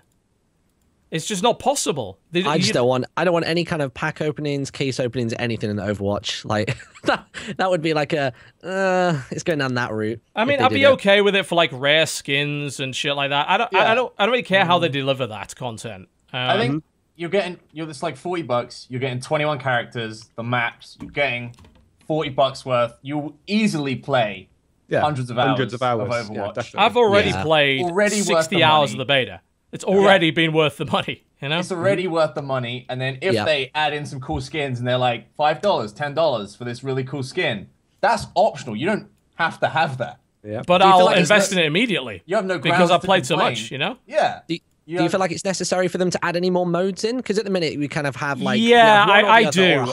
Like, I really think like the biggest weakness of Overwatch right now, and I've been saying this since I first got into the beta, is the modes are not innovative at all, and there's basically only 2 of them. You know, I want to see more. I'm just not really sure what kind of mode that you go with. I mean, they've already said outright that skirmish is the closest thing we'll ever get to a deathmatch, and that's just like a lobby, just like, you know. Yeah, and I mean, and that mode sucks. You know, I mean, I think like a straight up deathmatch in a class-based game like that doesn't make any sense. No, because everyone will just go full assault and make it a TDM. Why the fuck would you play Winston in that mode? You know, it's like, oh great, I'm in an open space, I can't do anything. You know, Reinhardt. It would just be like 6 bastions in a circle. Just killing you. Corner of the map. They're in a different corner of the map. You know, the hero design is based around the modes they currently have, so they have to certainly be very careful about the modes they add, but I really feel like they have to add something. Chat's saying capture the flag. I think that would be a cool mode. Everyone says that, but it's so hard. But you know what? People say that, and I don't think that's a legit argument. People say, well, why wouldn't you use Tracer? You would. Both teams would have a Tracer. But then you still have to have a team that defends them, a set of people that defend your flag, the mid-range people that set up the plays for Tracer to get in. It's like World of Warcraft. In the capture the flag game mode, there's like, you have like a rogue who captures the flag. It's exactly like saying payload. Like, oh, there's payload. Well, why? Well, everyone's just going to use a Reinhardt. And they do. And it works. That's the point of the game.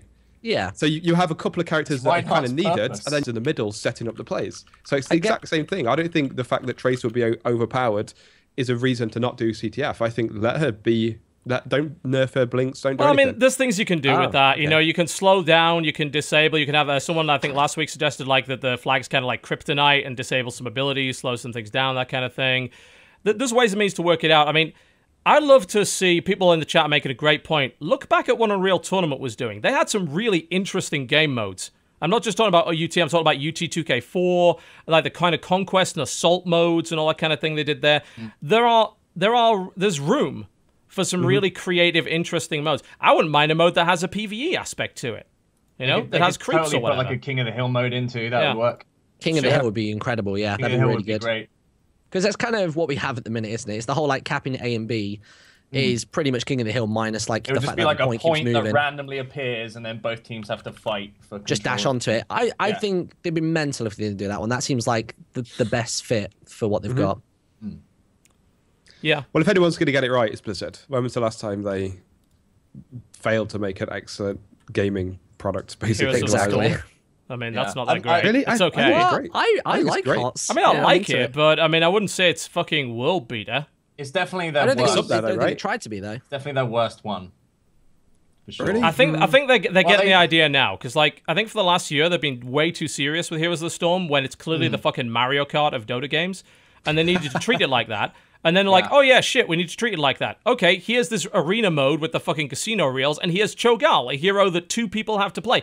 That, you pull more shit like that, and then I'm interested in Heroes again. Because now you're trying something really different. Because if you're trying to compete with League and have the same attitude as League, you're not going to beat League. You can't. No. It's not League. They made a mistake. Never will be League. Trying. It's weird, dude. We're sending out 2 different messages, though. They're always like, no, it's a team brawler. It's not a MOBA. but then they were still trying to have like this very like, you know, distinct and like, you know, kind of like esportsy scene kind of like outlook on it. It's like, yeah, I mean, I feel like the esports scene is. But... I feel like it's very forced for Heroes. I mean, that's not to say that people don't enjoy it. They do, and it's obviously getting an audience, but like they really jammed it down people's throats. And to me, I think Blizzard's attitude in general is just they want all of their games to have esports because it's not fair if one of them doesn't. Do you think Overwatch esports would be good? I find Overwatch, if you're watching as a spectator, can sometimes be a bit frantic and confusing. It sucks watching from like somewhat one perspective. Like someone made a great point about the difference between that and Counter-Strike. It's like, why is Counter-Strike a more watchable game than Overwatch? Counter-Strike's a very clean game. Overwatch has like League of Legends level of particle bullshit everywhere. Yeah, so that in first person is hard to keep track of. Let me see if I can find the screenshot. Someone took a screenshot of the spectator mode currently, and it was just like you couldn't see shit. No, just sheet white all over. The spectator mode right now in Overwatch is very basic, but that can be fixed. I mean, you know, they made it much better in CS:GO. You can do a lot by, you know, just having the ability to look from above, from third person. You can maybe tone some of those effects down. I think third person would work. I think some kind of like roaming and over camera. I'm not sure people would be able to distinguish well enough which hero is getting hit by which other hero, and they could be like, you know, in a very obvious plain sight of the spectator view, or they could be sneaking like, you know, just around the corner or like out of a window. I feel like that's when it would be difficult to keep track of it. Third person, I think, would probably lend itself best. It would help. I think once you get a couple of really experienced casters that can see the battlefield evolving and go, oh god, here's going to be the tracer play, and they switch to the tracer, and you see it, you see the setup, and you see the outcome, and you see whether they whiff it. Once you have great casters that aren't just kind of floating around going, oh Jesus Christ, there's so much going on, I reckon it'll make a very good esport. I would love to watch it. When they've got it right, I'll watch the shit out of it. Like, I feel like it's got awesome clutch plays, and it's got those really cool ultimate moments that I love in Dota and League, and that's why I watch, you know, those games. But it's an FPS, which is awesome, you know. And I watch Counter-Strike too, and I love Counter-Strike in its own way. You know, Counter-Strike is a very methodical game. It's a very clean game, and that's what makes it great competitively. I think there is space in the market for Overwatch to be a competitive game and to be a spectator game. I think it'd be great. Imagine during a cast, you could have a timeline of the composition. So you could say, here's what they started out at, and then this guy switched to Bastion, so this guy switched to Tracer, and he plays a mean Tracer. This guy switched to Reaper. So even when there's dull times where people are just camping or both teams wiped and they're running back to the middle, you've still got room as a caster to look at the composition and say, because you don't get that in MOBAs. They kind of get it in Dota where it's like, oh, this guy's got this champion, so this other champion bought this item. Yes, it's the item progression. If you can look at the times, like a timestamp thing of the changes of the composition, that adds another level of skill and a knowledge that a caster would need to have to be able to convey that. And that would be really, I think that would help quell a lot of the blah blah is overpowered. Because if they go, wow, that Bastion's kicking ass, then the caster's like, oh, the Bastion's doing well, so this person switched to Tracer. Oh, the Bastion's dead. And it helps people realize, oh, I should actually swap. Because I think a lot of people in Overwatch pick the character they think looks coolest. And then just stick with it. Yeah, they're like, oh my god. He has no counter because he's broken. He's like the only... He's the only character in the game that really doesn't have a counter. Oh my god. Well, I was going to say, would like TheStrippin put him on his ban list, but I feel like the way that Overwatch is built, I don't think you could do a ban list thing. It wouldn't be a ban list. Probably not. You'd have to keep everybody available, Especially because you can just switch to a hero that counters another hero. It's just, it makes it redundant to have one. Yeah. I think what they'll probably do if they do competitive is they'll have a limit on the number of heroes, because like we were talking about this in competitive play on defense. Like, is there any reason on certain maps why at the last minute of the game you wouldn't just switch to 6 Bastions? Because you keep them off guard, and by the time they have come back with a composition that can beat you, the time's up. That's true, actually. That's a really good point. Like, would they limit it to maybe like a maximum of 2 of the same hero per team? I'd say 2. I think 2's fair. Yeah, I wouldn't like it being 1. I think having, you know, adding 2 of the same hero can get really interesting. And still, you can have that pub shit where it's like 5 Winstons or Lucio is hilarious, but in competitive play, I'm like, I don't want to see that. That's silly. No. Yeah. I think it'd be it'd be incredible as like a spectator sport as well, because there are so many different kinds of, like, you know, you've got numerous different kinds of tanks, and you've got numerous kinds of attackers and support and everything else like that. I just think it'd be such a massive learning experience for like any kind of player. just if they have that one hero that they play, they're going to be following the hero, like you said before, like that is really strong with that character. But yeah, oh man. I feel like what we'll see is like people that specialize in tanking or specialize in sniping. Well, I mean, it'll be like MOBAs. You're going to have a hero pool, right? You're going to have guys that you are really, really competent with. Yeah, esports teams, you would literally just practice.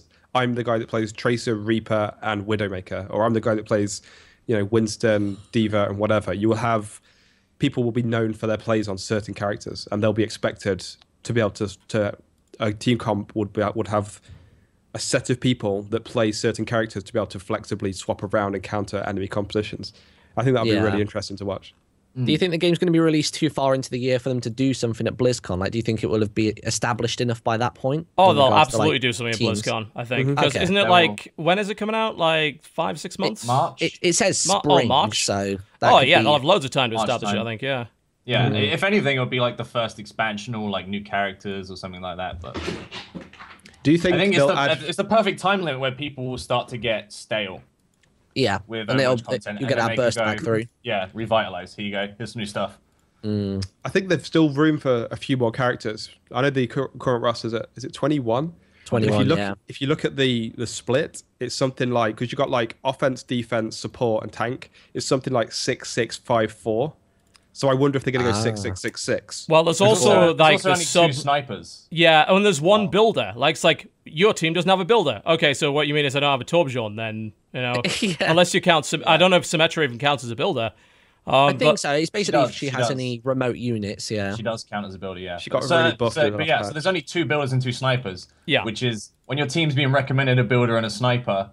Doesn't give you many options. It's like, all right, we don't have much of a choice then. Yeah. I think although they put out a video. I can't remember the guy's name. The main guy at Overwatch put out a video on their channel saying they're finding it really hard to balance Torbjorn and Bastion because against new players they're incredibly punishing. Yeah. But in competitive play they're a pushover. So they're having to try and figure out a way of adjusting the balance. Yeah. Yeah, because it's really a decent Torbjorn turret against a bunch of noobs is hilarious. Yes. But then against a one decent Tracer, she just runs up. Hello, love. Chucks on a bomb. Done. Cavalry's here. Boom. Done.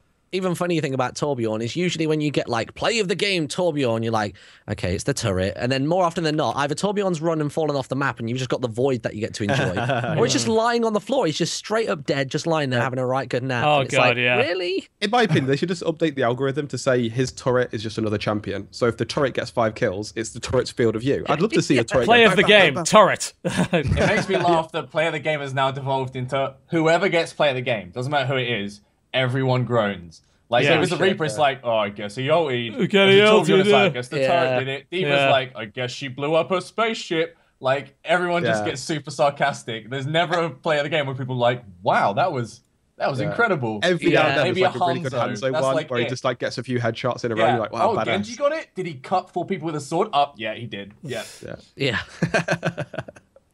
It's during overtime as well. Overtime is so tense in that game as well. That's a good mechanic, man. I like overtime. It's hype though for me. Especially if there's like one play of the game that just like clinches it for an esports standpoint. That's just going to be so exciting. Oh yeah, Overwatch has had some great moments with overtime in particular. You know, like I know we had one guy where like we just couldn't break it. We're like, shit, we're gonna lose, and then our McCree hits 5 of them with his ulti, and we push and win. Like, holy shit, that was amazing. The only time any of us are going to congratulate a McCree. I've had a few clutch moments where I'm playing Mei, and I'm like, my whole team died in the first fight, and I'm stood on the objective, and there's like 4 dudes, so I'm like, ice block. Ice block them in there, run to like a corner and like wall myself in, but I'm just inside the capture zone, so they're like, Jesus, and then that breaks, and I freeze them and run off and ice block again, and I'm like, come on, guys, get in. Yeah, get over it. Trying to last. Yeah, it's really fun. Yeah. The whole freezing and then punching a hero is so satisfying. Just the idea that they like shatter and die is amazing. Yeah. Mei's like a hard counter tracer. It's just the bane of my existence. I'll just get frozen solid, and then I just see them just reload and look at me, then just aim, plink, and then just plink and just shoot me, and I just drop. She's a great character. She really is. I'm just like punching my keyboard, trying to break out of the freeze. No. Yeah. Yeah, so, I mean, we all like Overwatch. I think we've made that abundantly clear. Like, we'll see how it goes. Will they be able to keep content coming without selling characters? How are they going to really monetize it past launch? Will they expand the game modes, and will they improve the spectator experience? Those are all good questions. Those are all things that they're going to need to deal with. I've just had solid start. Just had Cinnamon Toast Ken message me saying, I turned on the podcast and it looks like it's a battle between Beards and Shaven on the stream. Beards on top, Shaven below. Yep. Yeah. We're like the underdogs. We are. Yeah. This is babyface bandits. This is 4 months growth for me. I'm going well. Oh my god. I'm at 25 years growth. Wow. Damn. I just sheared like an inch off this morning. That's not fair, man. I hate you. God damn it. He's not even talking about his beard. Huge penis. So we got 10 minutes left this segment before we do news after the break. Does anyone want to talk about Fallout? Anyone been playing it? I'm new to the franchise, so Mine's in the same boat as me. We've never played before, and we've played for about 6 hours. Interesting. I spent most of it building a base. Yeah, of course you did. It's like, if you love buggy base building games, so Fallout 4 should be right up your alley. Love that shit. That game should be in early access. I'm like a bit of a Fallout elitist, so I played Fallout 1 and 2 to death. Join the club. And then when they're like, oh, here's the first person one, and it freezes time, you just click on people and they die. I was like, no thanks. Nothing could ever live up to Fallout 1 and 2. As somebody new to the franchise, I'm not crazy about the VAT system, which is why when I've been playing, I've kind of been doing it as like a no VAT run, like unintentionally. Just because, I don't know, just something about it doesn't feel very satisfying to me. VAT doesn't really gel with it in first person. Like, it's there because the first 2 games had it. Right, I see. That's really why. Well, I never played any of the Fallouts after 1 and 2. So help me understand. So with the VAT thing, it's like in Fallout 2 when you basically click on someone, it's like you've got this percentage to hit this body part, whatever. If you don't do that, are your guns perfectly accurate? So that should you have a good enough aim, you can just go headshot manually anyway? Or does your shooting stat cause dispersion so your shots are like inaccurate? No. If I recall, I don't know about that last bit. If I recall correctly, and chat will no doubt correct me if I'm wrong here, that I don't think it affects dispersion that much. I'm pretty sure like it's all about affecting your VATS ability for the most part. Okay. All I know is like I took really low like perception on my Fallout 4 character. I have no problem headshotting anybody. The gunplay's got a lot better than Fallout 3 because the gunplay was pretty gnarly there. But as a result, it's apparently your stats do cause dispersion. So there you go. But you can still shoot pretty well. Yeah, I didn't seem to have too many problems. I mean, I did go up against a Deathclaw, and it's kind of hard to miss those. They are bloody huge. They do like a little dodge thing, right? They run at you and then they leap sideways when they... That's really cool. I saw some videos of that. I think for me, it's just like, it feels like a very real world. Like, I'm one of those players where if it's a game like this where I know they're going to put the time into it, kind of like games like Skyrim as well, where you can read every book sort of thing. I will check every drawer. I will hack every PC. I will just interact with every, possible thing. Anything I can mash E on, I'll go for it. And the game kind of rewards you for doing that. There are these little, like, hidden gems that you find. Except unless, of course, you walk up to a fucking chair, which is thrown into the game by Satan himself to make sure that you can't just loot everything. It's like, oh, I'm looting. Oh, a chair. Slowly sit down. Oh, really? Yeah. Because if you're spamming E and you go near a chair, it will just sit you down in slow motion. It's fucking stupid. And there's chairs everywhere. Everywhere. Honestly, my favorite part about Fallout 4 has just been all the GIFs all over the internet. Oh, yeah. Shit going wrong and Reddit's bugs. banging on that. That's a Bethesda game, innit? I love nothing more with my time than just watching like shit go horribly wrong. When people climb inside this power suits and then just turn into like elongated mutants. And then run around and they're invisible and stuff, yeah. Good. I saw a great video on Reddit today. It was apparently if you drop a gun on the floor and the gun is like a higher value than the gun your like AI teammate has, they'll pick up your gun. And this guy dropped like a nuke launcher and switched to another gun. And this guy walks up, picks up the nuke launcher and just shoots the character in melee range and wipes the whole squad. Yeah. It was so good. I think definitely my favorite thing I've seen on Reddit from Fallout 4 is the character creation and like making it look like John Cena, Nigel Thornberry. Very good character creation system in that game. Like in terms of visual anyway. Yeah. Vladimir Putin one. It was really funny. Yeah. I'm going to look this up. I need to see this. And I'll definitely agree with that. Like, but I mean, Sacriel, like you're like me. We were into the original Fallouts. Like, what I will say is that New Vegas is a lot better. Like, if New Vegas is worth playing if you liked Fallout 1 and 2. Like, there's a lot of what was in Fallout 1 and 2 there, but Fallout 4 to me is like, well, okay, so you had a Fallout-ish kind of world. One, can you explain why the fuck, after 200 years, the world is barely developed, and yet in Fallout 1 and 2, after about 80 years, they have, like, fucking high-tech cities and shit. Like, what the hell happened here? Like, I don't know what's going on with that. They've been slacking. Apparently they have. They really, really have. It's just like, why are there still cans of beans? Like, wouldn't they have been looted by now 200 years later? You would have thought that stuff wouldn't be there anymore. Why is the shit everywhere, just lying around? Yeah, just a chest in the middle of a field. No one looted it for 200 years. Yeah, and to me, like, they've taken a lot of what made Fallout interesting in terms of the RPG aspects. They've just modded back in the ability to see what your fucking dialogue's supposed to be. The dialogue system is bullshit in Fallout 4. It's awful. Isn't it like up, down, left, right, and you just get 4 options? Yeah, and like you don't even know the tone. You don't know whether or not you're concluding a conversation or just asking for more information. Like, it's useless. It's useless. I really hate it when it says yes, no, and it's like whenever it replies, they don't just go yes. Like, you want to see the actual something else entirely. Yeah, that mod makes it a lot better, but still, Fallout like 1 and 2 did that really well. Fallout 1 and 2 had proper conversation options, and a lot of what you had in your conversation was affected by your various skills and all that sort of thing. They have a little bit of that in Fallout 4, like charisma will give you like a persuasion option, things like that, but there's a shitload more of it in Fallout 1, 2, and Vegas, and they really cut that down hugely in Fallout 4. I think I'm going to wait to play the game until the dev kit is out and mods start coming out, because Skyrim with mods was so much better than Skyrim without mods. Of course, yeah. So I think I'm just going to wait. And then they need to fix the UI. I feel like I'm battling with the UI constantly in Fallout 4, and I hate it. It's stupid that after how many years Bethesda still can't figure out how to do a fucking inventory UI properly. Especially because in the amount of shit that you pick up. It's like, oh my god, I've got to keep going. Oh. It's like I had to set up, like, I don't know, maybe I'm just doing it wrong, but I wanted 2 different outfits, like combat outfit and my, hey, I'm wearing a suit and I have charisma outfit. And like, it seems like the way to do it is I have to set up like 6 favorite keys to do it, and there's no easy way to switch, and finding everything in my fucking inventory is a nightmare. Oh god.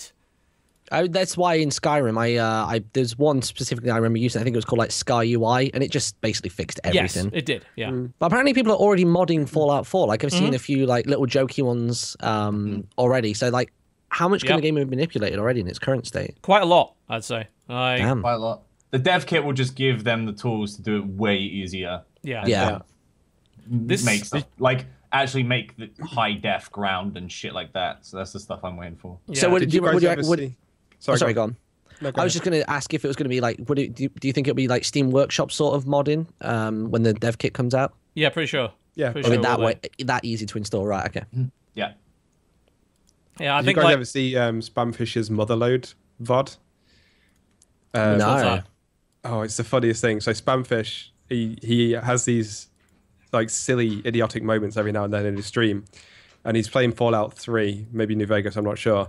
And he walks up to this crate and he opens it, and there's like tons and tons of, like, he's scrolling down. He's like, oh my god, bottle caps, guns, armor, everything. So he starts picking it all up, click, click, click. He's like, oh guys, it's a Motherload. This must be some kind of bug, or maybe I found an Easter egg. This is amazing.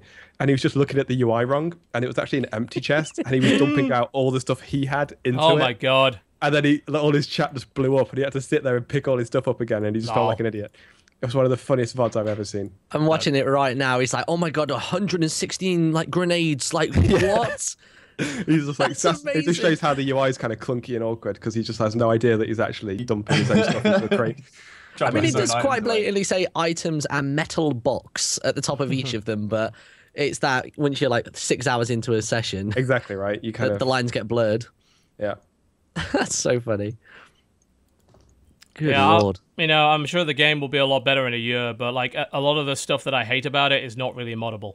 It doesn't feel like a Fallout game to me anymore. It feels, it feels like fucking Far Cry with buildings. It's got the right theme, but Fallout was an RPG first and foremost, with many different ways to approach the wasteland, tons of non-combat stuff, and it's like, this is a first-person shooter first and foremost, with a lot of looting, a huge amount of looting, obnoxious amounts of looting. And then it's like, yeah, we got crafting now. You can build a city. Oh my god, trying to build a city in first person with the keyboard and mouse? Jesus Christ. The UI is just awful. And that's fixable, but just in general, it seems like Fallout's gone a direction that me, as someone that really loved Fallout 1 and 2, and even Tactics, just doesn't like anymore. You know? Mainstream. It's mainstream, right? Because Fallout 1 and 2, like, is so how is it niche not now. an RPG? Tell me how you roleplay. You can't even be a bad guy. It's not possible. Like, you don't have the dialogue options. I was watching Elo try and do a evil run. And every single interaction he had no chance indication. To be evil. Yeah, you don't have the dialogue options to do it. You know, how the fuck is it an RPG if you can't roleplay? That he found, and he was like, all right, cool, I'm not gonna free him, I'm just gonna leave him. And he had no option to do that. He had to save him. Yeah. He was just like, what the fuck is this? Or like, you'll get a quest, it's like, oh, go and reactivate this thing and purify our water. And your options are yes or no. Oh, I'm doing an evil run. No. And your character will be like, I don't have the time to do that. And you're like, no, tell him, fuck you. Fuck I'm not fixing your thing. Or have an option that's like, all right, yeah, sure, I'll purify your water, poison the entire village, and then steal all their shit, you know? Whereas that's the kind of thing you Fallout could have done in Fallout 1 and 2. If in Fallout 1, you could go, like, you get a quest to, like, release some slaves, and you go and talk to the slave leader, and he, like, offers you, like, hey, do you want to join my gang and do stuff for me, or whatever? And you can either be like, yes, I'll join your gang, which is evil, or you'll be like, no, I'm here to save them, which is kind of mid-ground, or you can be like, how about I fucking kill everyone in this room? And you click on that, and it just starts combat, and that's it. Yeah. Like, there's no messing around. I think the closest I've seen to an evil option so far is if you try and squeeze a bit more money out of somebody when you've done a quest for them, and every single time they're like, oh, okay, I guess I have a little extra bit, and that's it. That's the closest I got to it. From like 100 to 400 just by going, come on, mate. And the thing is, you got that mostly through your persuasion ability. You didn't intimidate them into it was like the yellow thing. Yeah, because you had persuasion skill. You know, it's more. That's literally the option. The option said more money, yellow text, and that was it. Yeah. Why would you not click that? There's no consequence. It's not like there's a fucking karma system. There's no alignment system in the game or anything like that. It's not like they're not going to pay me if I don't. Yeah, and they're not going to remember that. And, you know, they're absolutely not going. There's not going to be a consequence for you doing that later on in the game. Even Fallout 3 had fucking consequences, and that wasn't all that great. You know, Fallout 4 is just like, here's an open world. You want to build stuff? You want to shoot stuff? Great, you go do that. And it's kind of falling into the same trap that I have a lot of open world games where it's like, we're going to fill this full of stuff to do, but nothing you did mattered. Not at all. Didn't affect the world in any way. But with the base building thing, they had a real chance to do that. Like, I feel like they could have fleshed it out a little. Maybe I just haven't seen this yet, and if I'm wrong, let me know, chat. But it'd be really interesting if, from what I understand, there's like 50 different zones that you can capture, and then they become like playgrounds where you can build your own base. It'll be really interesting if you had to choose between, well, I'm going to build a water purifier, and then when you leave that zone, the surrounding fields, all of a sudden people are working or toiling in the fields. Or you can choose, like, I'm going to build like a mine so I can get more copper to make, or metal to make guns. And then when you leave your base, the people are like, fuck you for choosing to make your own weapons instead of... And then it changes your faction standings, and that'll be a really interesting way of doing it. But as far as I understand, the kind of base building stuff is literally just like, hey, you want to play Sims? It doesn't... Yeah, you can it gives do you what a you want. plot It doesn't change land, anything. and then you build houses, and then you power it, food and water, and then you basically build a radio tower, and then every so often a new person will show up and join like your Terraria. community. And Yeah, exactly, yeah. It really is like Terraria elements in that, definitely. Jeez. It's, like I said, it's not much of an RPG. It's a shooter with RPG elements, whereas Fallout really used to actually be an RPG. And that's why I liked it. Drift that far. Well, I mean, it's mass market. You know, they've sold a shitload of copies. You know, because really what people wanted was a post-apocalyptic game where you got to shoot a bunch of people. I think it's still that's exactly what they gave you. But That's how you sell 12 million fans, copies in one day, right? Yes, it is. It's still a good game, but for old school Fallout fans like you guys, I can see where it just doesn't hit the mark. If you're new in on this, I can totally see why you'd like it. It's not like on its own there isn't enough to do. There is, but you know, we liked Fallout, and this barely is Fallout. You know, if you want Fallout, you play Wasteland 2 now, because that's Fallout. This is not. Yep. Yeah, I agree entirely. Like, if you look at today's landscape of gaming, it's the most Fallout 1 and 2 game around, I suppose, more or less. Yeah. But that's only because of the lack of content. Whereas if you go back to Fallout 1, it is a different level of game. Like, it's hard to even, unless you've played 100 hours of it, it's hard to even convey it to someone who's never played it, how insane of a game it is. Like, I can't implore you enough. If you like RPGs and you like well-written, diverse, replayable games, play Fallout 1 and 2. They're available on Steam or wherever you buy games.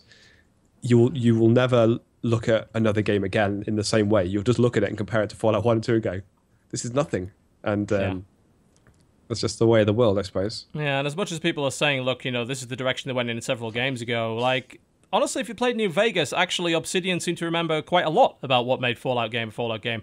No? But Bethesda didn't. Bethesda doesn't want to make a Fallout game. They want to make Skyrim with guns in a post-apocalyptic fucking world where people run around for hundreds of hours, post GIFs of their buggy shit, and then mod it and play it for years. And you know what? I love the GIFs, though. The GIFs are so good, though. And they have succeeded. They have succeeded in those things. That should be on the box. This is just Skyrim with guns and people post GIFs of buggy shit. TotalBiscuit. That should be on the box. 10 out of 10. 7 million copies sold. Absolutely. Get your Oddshot ready. That's the funniest thing I've ever heard. Yep, absolutely. All right, we'll take a break, and when we come back, we've got a little bit of news, a little bit of drama to talk about. So let's do that. You're watching the Co-Optional Podcast. Don't go anywhere. Ladies and gentlemen, welcome back to the Co-Optional Podcast. How much of Strippin's rap did you get in there? How much of the rap was on that? He was going so solid crow on us. So solid crew. Oh, no. Why would you do that? Yeah. He was giving us a nice 21 seconds to go countdown. Tut. I remember that. Britain is responsible for some rap abominations. Oh, yeah. Goldie Looking Chain. Although I quite like Goldie Looking Chain.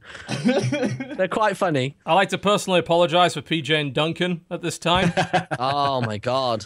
Oh, I would not apologize for the streets. You should. You absolutely should. You're a northerner. You wouldn't understand. Fucking streets. Yeah. Jesus Christ. Literally anybody could be the streets. It's just them talking. I went down to the fish shop and ordered some fish. My girl was there and she was like, can I have some mushy peas? I was like, no. And she fucking slapped me. Listen to the streets. Dry your eyes, mate. Just that's one of the verses. So someone just fish in the sea. Someone put that to lyrics. Just whack that at the end of just like somebody talking about their night out, and that's a street song. I went to a pub and ordered a beer. They're out of Carlsberg. So I got a Heineken, which I don't like quite as much, but it's okay. 350 said, what a fucking rip-off. Dry your eyes, mate. That's every street song ever. There you go. Where they went. I wonder how many people are Googling that right now. They just disappeared into the society of normal English people again. British artists just seem to disappear. I mean, when's the last time anyone heard of, like, Plan B? He was seen I didn't hear about them in the first place, so... Exactly right. There we go. I reckon they're all in recruited into the 00 program by the Ministry of Defence, and they become special agents. Oh my God. I feel like they're just being forced to teach at the Brit school or something. I remember this thing that Ricky Gervais says that always cracked me up. He was talking to Carl Pilkington, and Carl's like, you know Bruce Lee isn't dead, and he's like, what? Of course he's dead. He's like, no, Chinese police, like, because he was such a good fighter, they recruited him into like special forces, and he's like, really? So they recruited the world's most famous movie star at the time to be a police officer. As a secret agent. Special force. The most famous Asian man on the planet. Oh, bless Carl. Oh my God. Yeah. All right. So let's talk. Since we've got a lot of streamers in here, so I think this whole Oddshot thing sounds like it's worth talking about. So let me set the scene for you. Setting the scene. Here we go. So there was a service launched a good few months ago called Oddshot. And Oddshot basically lets you capture like about 30 or 40 seconds of a stream and instantly upload it to Oddshot as a VOD. And you do it solely by, I think, you just type a little command. Like you have a little plugin. Yeah, it's a Chrome plugin. You can either type Oddshot, or you can also, there's actually a button that appears next to the settings cog beneath the video player. So you press that as well, it does the same thing. Yeah. It's like a Chrome app. Yeah, so it instantly creates like a 30, 40 second kind of highlight VOD that it puts on Oddshot TV, and it generally means that people like end up linking this everywhere. It ends up on Reddit and on forums and on Twitter. It goes, Facebook goes very, very, very fast, because this thing instantly captures, if there's something funny that just happened, it'll be on Oddshot in literally 5 seconds. Yeah. So it's been around for a little while, but things are starting to come to a head with this service after a couple of days ago, a streamer called Reynad, the Lord of the Salt, as I like to describe him. Hearthstone aficionado. Yep, big Hearthstone stream. Something really funny happened to him on stream, as has the tendency to happen in Hearthstone. Massive forehead. He's got a killer He does have forehead. a huge forehead. It's just Blocks incredible. Out the sun. Yeah, I think his hair is so dense they're trying to put it in a Large Hadron Collider to see if they can make new elements out of it. Oh my god. Jeez. Yeah. That was a nerdy joke, guys. I didn't get that. There's like 6 people in Cambridge that are like. Yeah. So this really funny thing happens, and of course, first thing, and in 2 seconds, it's up on fucking Oddshot, gets linked everywhere, gets hundreds of thousands of views, presumably. I don't think you can actually see a view count on Oddshot, but... I don't think I've ever seen one, no. No, no doubt it got a lot, because Oddshot is really easy, really quick. You click it, you see it, it's almost like watching a GIF, but with sound. I mean, if you've ever had a video hit Reddit, like a YouTube video, you can see the scale of what you would receive. Yeah. In place of Oddshot. Lot of views. But of course, they're not going to Reynad. They're going to Oddshot. And Reynad kind of called them out on this.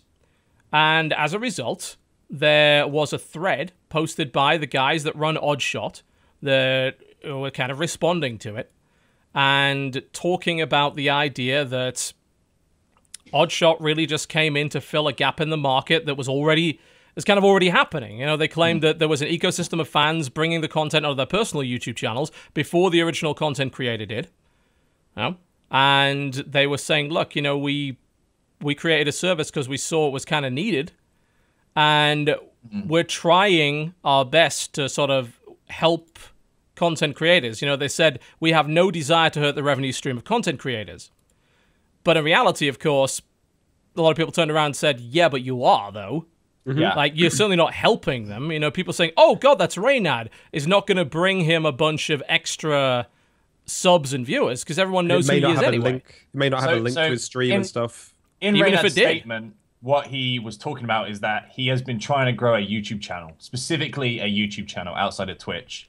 Yeah, his Tempo As a Storm. Hearthstone-only YouTube channel, the only really thing that people watch is highlights. Funny clips. He's growing his YouTube channel with his Hearthstone highlights. And Oddshot has effectively come in as a middleman and taken that away from him.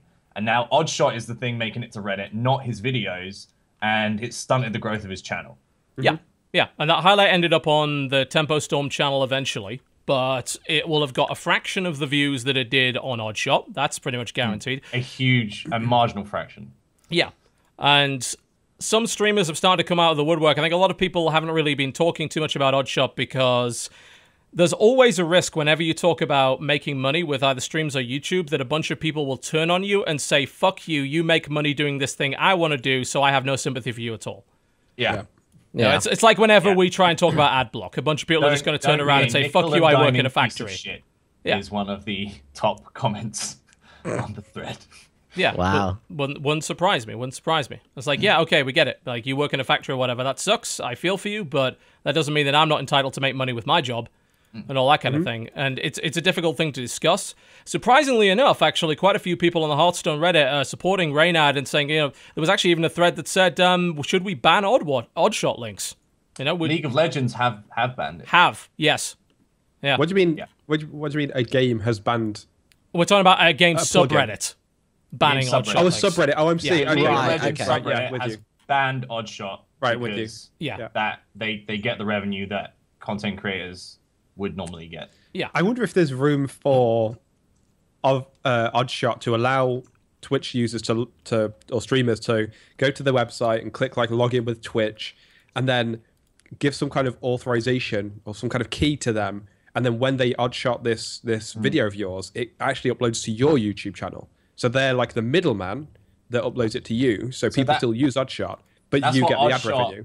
Are saying in their statement is that they're a small company and eventually they want to be another monetized platform for content creators. No, that's different. If your stuff hits Oddshot, you get money. Yeah, but then they're in control of what adverts they run and what percentages you get, blah, blah, blah. Whereas if they had some kind of API where if someone does exclamation Oddshot or whatever in my channel, Oddshot's platform says, has Sacriel logged into us and made an account? Yes. Has he got an API key for his YouTube? Yes. Okay, we'll make this 40-second VOD, and then we'll, through the same channel that Twitch can upload highlights to YouTube, we'll upload our Oddshot video to his channel. Maybe it could have like a watermark or something. That would get abused to all hell, though, right? Like, someone would just come to your channel and just do Oddshot continually, and when you go to your video manager one day, you've suddenly got like 60 privated videos. That's true. And it's also about. I like the way you were going with that, though. I like the idea that you can log in to. I feel like it's something that is down to yourself or your moderators in chat. I think if you like to capture an Oddshot Twitch account, right, as verification, so only you could Oddshot your stuff. I think you or your moderators, I think that's a command that you could have in chat for anybody with power, and maybe like staff members as well. I think the way it should work is I think you should be able to connect to Oddshot, and when yourself or a moderator in chat does Oddshot, it will work exactly the same, but what it will do is rather than portion it on the Oddshot website, it will make it a Twitch highlight on your channel. So if you give it editor status, that site and API, then it's there for you, and it will take you 5 seconds to click. You'll go to your video manager on Twitch, and you can export that to YouTube like immediately after. And the Twitch one is there to be shareable. So I wonder what kind of API access they'd be willing to give Oddshot, because I mean, right now Oddshot is technically a competing platform to Twitch's highlights and VODs. Well, that's what I was going to say. They've already started making money, and now if you're saying at least they're trying to stop. Have they? How did they make money? Well, they're not making it yet. Like they're not making it yet. Their end goal for Oddshot is this to be monetized. I mean, here's the thing. Currently, Oddshot's service is built entirely on the back of taking highlights of other people's work. Like, otherwise, there's no reason for the website to exist. So they don't create any original content whatsoever. They're building their audience and their service through this awareness, and then eventually they'll figure out a way to monetize it. And then they'll make money again off the back of other people. And the only way that that would be okay is if those people get some of that money, or if they're able to opt out of Oddshot entirely. That's what a lot of people have suggested. It's like, well, can you make it so that my channel can't be Oddshotted then? That seems like a very easy to do thing. Yeah, but they're not going to want to do it, because most people are going to turn around and say, fuck no then. I mean, it was the, there's a nice little comic, I think, that, who made it? The Oatmeal made. That's like, yeah, I made this thing for you. I was like, great. So, yeah, I'm going to, so this is how much it's going to charge. It's like, no, we're not going to pay you. Look at all this exposure. It's like, exposure, it's great. And then the guy's like, I have this exposure. I'd like to buy 2 hot dogs, please. I'm like, what? You don't, exposure is only useful to people that aren't already in this business, that aren't already making money. So, exposure to the other guys is useless. If it's a part or full-time job for you already, then you need money. Yeah, and a lot of this stuff doesn't work for exposure anyway. A lot of people say, "Oh God," I think it was there was a debate on Reddit for years about re-uploading webcomics to Imgur, and basically saying, "Well, that's actually piracy." It's like, well, yeah, technically it is. You're taking someone else's... drifting into that kind of like freebooting area, isn't it? Freebooting is a good word. Piracy has a lot of connotations. People get very upset when they hear that. I think freebooting is a great example. Did any of you guys watch the video last week about Facebook's massive freebooting problem? Was that the really nicely animated one? Yeah, really nicely animated. Yeah, it's like it's very infographic. I can't pronounce the name of that channel, but their stuff is incredible. Incredibly good. Yeah. And Facebook has a huge problem with freebooting of viral videos. And they're getting uploaded and basically stolen from YouTube. And they're getting millions and millions and millions of views. And by the time that you can take it down from Facebook... they said, look, 99% of the views this video would have ever got has already happened. So you're getting, your content is basically being lifted whole cloth, stolen, put on someone else's website, used to promote someone else's product, and you can't do anything about it. And Oddshot is kind of doing that, except they're doing that to promote their own service. The only people this really benefits is Oddshot, because it makes Oddshot more ubiquitous, more prevalent, and more relevant. And I think also, the exposure is a dead end, right? Because it's not like your YouTube channel where someone goes to your YouTube channel and sees that and then goes, oh, here's another video from this guy. Yeah, because if you click Twitch, they're probably offline, Once you see this 40 seconds, there's nowhere to go but click the back button. That's it. It's just... Well, I mean, you do now have the title of the stream and also the person's Twitch channel listed beneath the actual VOD if you do an Oddshot. You do. But I think Twitch in particular is very bad for that because, as we mentioned with Oddshot and with Twitch, if they're not online, if you don't have that presence, you're not streaming right then and there, you're probably not going to get any benefit. I'd love to see what the click-through rate is. I reckon it's probably nothing. Almost nothing. I think VOD rewatches is less than 1% for me. Do you think a first step would be to add things like the channel's follow and subscribe options on the Oddshot. So like if you watch that Reynad clip and then below it's like subscribe to Reynad's Twitch here, and you click it and it pushes would help, you through to. But to me that's a goodwill notion alone. Exactly, you know? Yeah, it's too because you're still taking their content and you're taking it whole cloth. You're not even repurposing it, because there'll be probably some people that mention this, the kind of thing that I do with like Content Patch or like my video essays, where sometimes I'll use a piece of silent gameplay footage because I want to have access to it myself. And yeah, I'll credit it and I'll list it. And under fair use, I'm kind of in reasonable ground because I'm using it for a different purpose. I've repurposed it into something else. Oddshot isn't repurposing anything. It's literally just taking this content. And I think I'm on better ground. And usually I'm asking permission before I do it anyway. But I feel like on Oddshot at the moment, I'm not too shook by them. Just because, like, if I went onto the website they don't affect me at all. Like a trending videos of the day. Like if they had a ranking page of like, here are the most watched Oddshots today, that's where I'd feel like there was no sincerity in their message that they put. I feel like it's a very weird one to know what their intentions are, and I guess it's really watching the next steps they make. I think that's why people are acting aggressively, because if your intentions are hidden, they're going to assume the worst. Yeah, absolutely. Yeah. What else are they going to do? Yeah, it's also bypassing Twitch's ads. You know, it's another point to make. You know, so Twitch can't be all that happy with it, and I think that the problem. Sorry, go ahead. I was going to say, what's to stop Twitch from turning around and just saying we like the idea of Oddshot? You know, because they have highlights on Twitch. Like, what's to stop them from just adding a button that is near identical? Yeah, so making a kind of crowdsourced highlights, just a really easy way to do it. Exactly. I would love a button on Twitch that just highlighted 40 seconds. Especially if it wasn't limited to 40 seconds. If you could just click the highlight button and say 5 minutes, and it just takes the last 5 minutes, bam, chucks it in your highlights. And then it's automatically, if you have a subscriber wall for your VODs and highlights, it's automatically a revenue generator for you. Yeah, and it stays on your channel. And also, it's really easy to just then import that to YouTube. I just think the Twitch VOD and highlight system is very clunky and awkward and slow, and it really is. It's a nightmare. It reminds me of YouTube annotations. It's that very similar, like numerical value input to get stuff done. Yeah, but even then, like sometimes you'll drag your bar to the middle of your highlight or VOD to make a highlight, and it will just do the little circle thing. You have to drag it back and forward to trick it into loading the video, and then you select like 1 minute 6 seconds for it to start, and then when you click on create highlight, it started at 1 minute because it's the nearest like keyframe or something. Like Twitch definitely need to address their highlight system. There's a reason people use Oddshot, and it's just because it's so simple. Yeah. But I think also Oddshot overrides the embedding settings of your channel.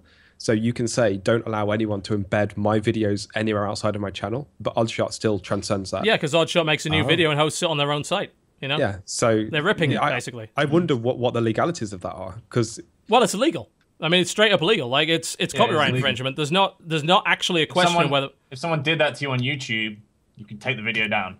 I mean, you still could. Like, I could go, let's say someone put my thing up on Oddshot, I could file a DMCA request and Oddshot would have to take that down. The thing is, I'd have to file an actual DMCA, you know? Yeah. I'd have to go through the motions, writing the letters and all that kind of thing.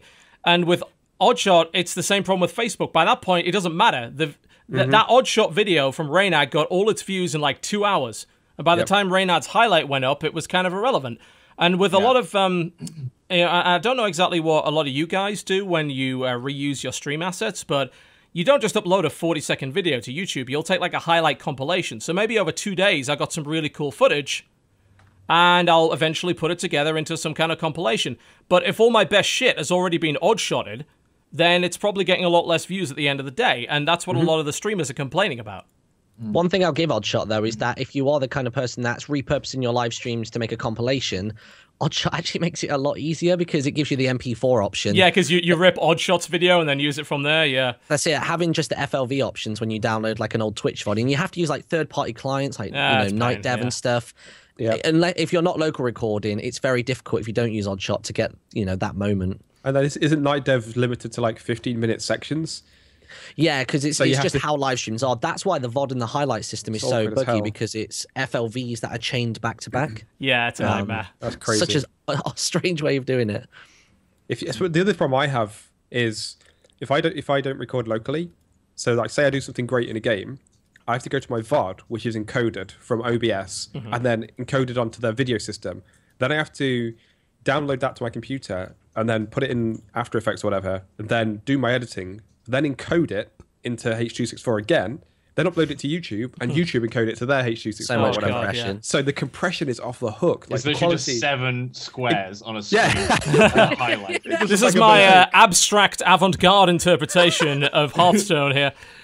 Star Wars Battlefront 1080p 60 FPS is just like 7 blocks. It's the blocks. It just looks like it's Minecraft. Just yeah, whatever. Exactly. Yeah, and then of course you run into other problems like use of copyright music and block editing and block muting and things like that.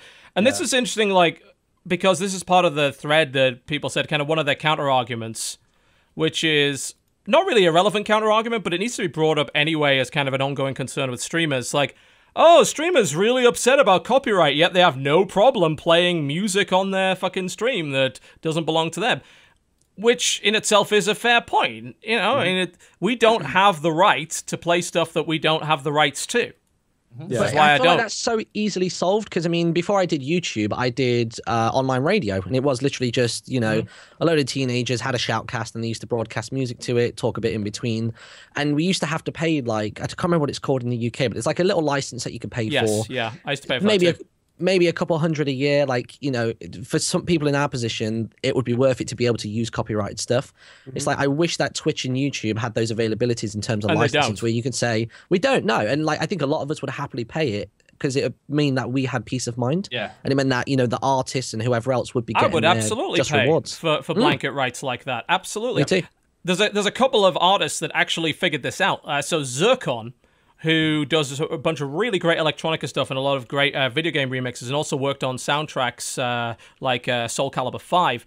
He did a $200 pack, which is like, this is all my music.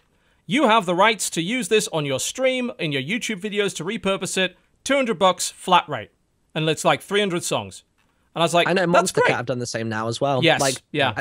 They've got like the gold membership, and you get, I mean, the Monster Cat panel is incredible. You get all of the songs in like numerous versions of MP3. You can even get like FLAC and WAV files as well of all these songs. Yeah. And that's why I so heavily push Monster Cat. They've embraced content creators since day one. Yeah. And I've spoken to Mike about this at various events, and yeah, they get it. Same way people like Approaching Nirvana, all these other kind of YouTube hybrids, they understand.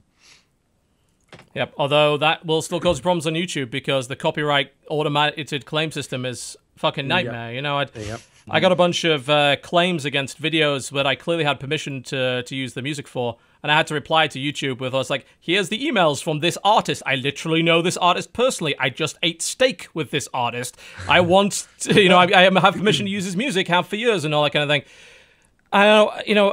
Using a lot of copyright music on Twitch, if you want to do it and get your VODs muted and not upload to YouTube, like, to me, that's like, so be it. Whatever. You want to take those risks, that's up to you. I don't think you should be. I think that we should be pushing towards legitimizing this as much as possible. Did you? I feel like one day it's going to get clamped down. Did you guys see the article in Tech Times today? Which one was that? The one about YouTube is actually going to assist YouTubers with legal fees. Yeah. Wow. So Jim Sterling made a video about this today as well. YouTube is stepping up on the fair use point and actually defending certain videos, and they're trying to set a principle down and set a precedent that's like, look, actually, this is what fair use is. Quit fucking with it. You know? Well, it's like recently Ray William Johnson won that court case against Junkin Media, and I think that's really what set the wheels in motion with that, because they were coming after the Equals 3 show for using so many videos and songs. And it seems like YouTube are kind of responding to that and really driving along with it. Well, YouTube knows which side its bread is buttered. You know, it knows that gaming content in particular is it's a huge moneymaker for it right now. Yeah. So it's very important that they provide. You're going to hear on this stream chat a degree of protection. You know, so it knows which side its bread is buttered. Yeah, absolutely, it does. It's.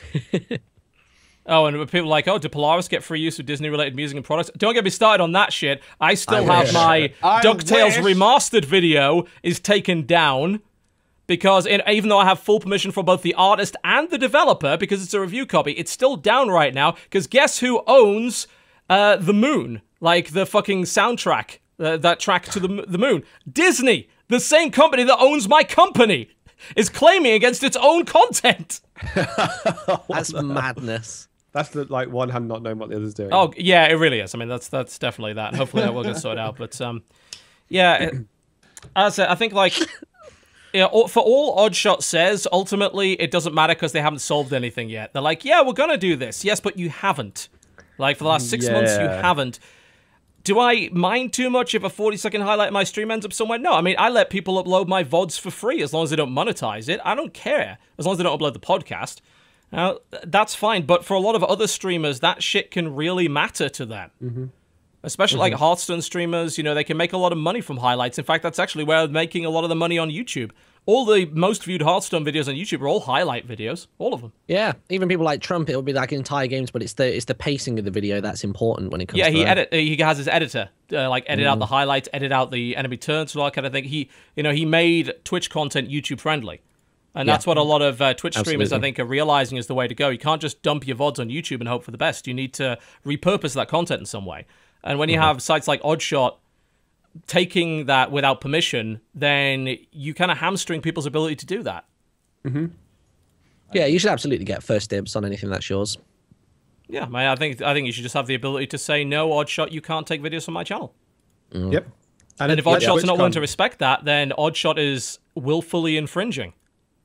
Yeah. At which point, at TwitchCon, they said that they're doing a lot of improvements to the VODs and highlight system. So hopefully it's on their radar. If there's any Twitch engineers or staff listening, I hope it's on your radar that it would be a very useful feature for us to be able to assign editor status or allow mods to do like exclamation highlight 5 minutes, just a time a time duration, and then just bam, pops up a highlight there and then. I at the rate Twitch is developing now, I can't imagine that's a big call for them. There's 3 of them in it. They're watching. They're watching. I see you. See you guys. Who is it? They're all lurking. But no, yeah, that would be really handy. My list won't load. One of them is your girlfriend who. Yeah, one of them's 2 feet to my side. Yeah, I mean, I think it would behoove Twitch to do it, because, I mean, ultimately, even if that functionality is there, you can still disable it on your channel. You know, like, my VODs are behind a paywall, and I would just kind of keep them that way. Some people just don't have VODs enabled at all. The thing about Oddshot is that Oddshot is a different site. Even if they're saying, oh, yeah, fans used to do it. Yeah, but they did it on YouTube. I could copyright claim that if I needed to. Also, that's not a defense, is it? These other people it's not. These other guys are already doing it. We're going to do it better. Like, that's not... That's not a defense. They are right that there's a gap in the market. People want this. They want this quick shot content. I get that totally. But I think Oddshot needs to do a lot more to put itself on the side of streamers. Because right now, I think a lot of streamers are turning around and saying, you know, you're kind of my enemy here. You're not helping me. You know, you're working against me. We do it the difficult way because that's how we get money. Yeah, because it's the only way. It's the only way for us. Yeah. Yeah. Yep. So that's the Oddshot drama in a nutshell. Yeah. I wonder if they're listening. I wonder if they're going to see this.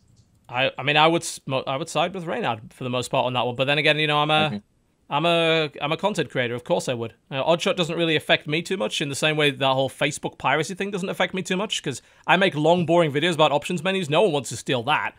You're not going to see that on fucking Lad Bible, are you? Like 55 minutes about fucking field of view optimization. That is so British as well. Fucking Lad Bible. They steal Lad everything, Bible, you know. Unilad, Facebook is full of that. There's obviously... Would it bother you, John, if like you had a killer play in a Hearthstone game and it got odd-shotted so much that when you finally put out a YouTube video the next day or whatever saying, oh, look at this, you know, and it's just got a few extra minutes before the crazy play, no one watches it? Like, yeah, it totally bother me. Of course it would. You know, it would bother me the same way that it would bother Reynard or anything like that. I'm thankful that my business model is not built that way. I don't have to rely on that stuff, but other people do. And just because it doesn't affect me doesn't mean that it's not a fucking big issue. You know, I'm going to go to bat for the people that are affected by it. Yeah. I mean, to be clear, we're talking about the top 5% here that really would be affected.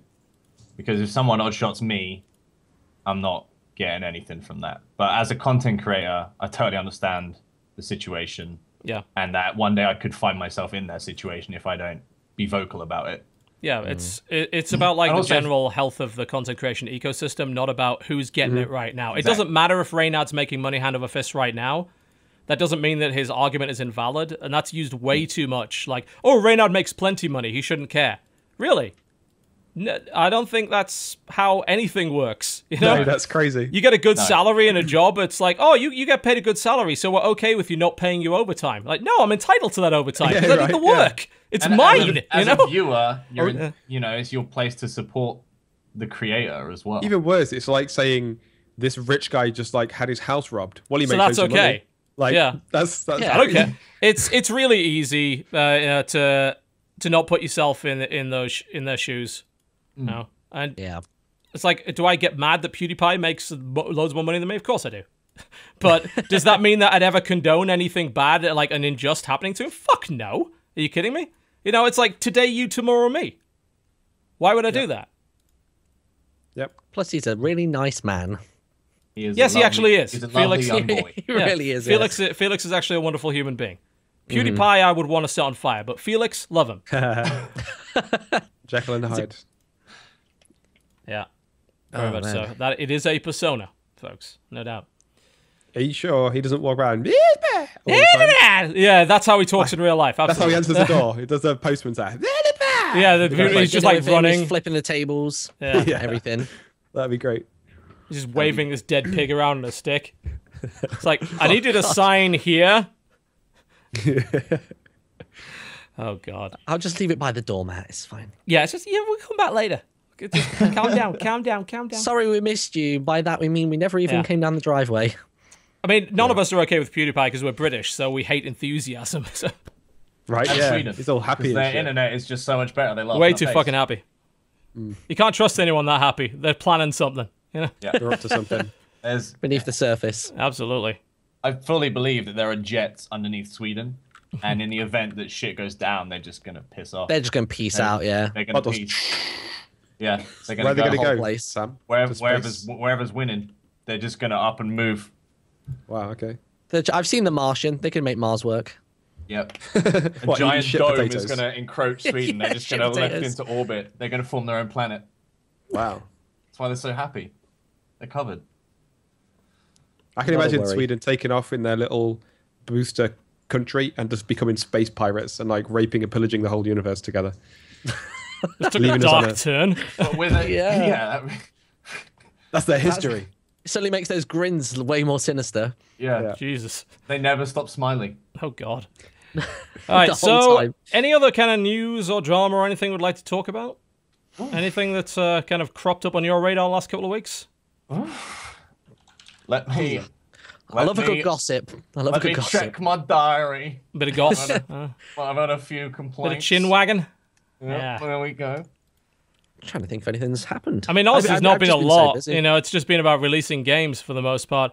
There was a bit of weirdness going on with Green Man Gaming that they weren't able to fulfill a bunch of pre-orders. And now what seems to be coming out is that actually all their keys are not necessarily sourced in an authorized way. Which is odd, because people thought Green Man was, like, up and up. They were, like, a legit. They weren't a G2A or a Kinguin or, you know, a kind of grey market key seller. Like, they were a legit platform. Now, as of yesterday, they said they'll tell you when to expect the delivery of the key and the source of that key. But the thing is, they only give the source as, like, authorized distributor. It's a grey area, for sure. Yeah. And a lot of that is like, yeah, it's an authorized distributor in this country, but not necessarily in other countries. You know, Green Man has been running into some issues there, by the looks of it. I'm just looking up something on Google. A lot of people are saying that Kotaku got blacklisted, whatever that's about. Yeah. So blacklisted from what? Bethesda and Ubisoft have effectively blacklisted Kotaku, at least like as they claim. And it's down to the fact that both companies had content kind of leaked by Kotaku. Like Assassin's Creed Syndicate, which was formerly known as Assassin's Creed Victory, was leaked first by Kotaku.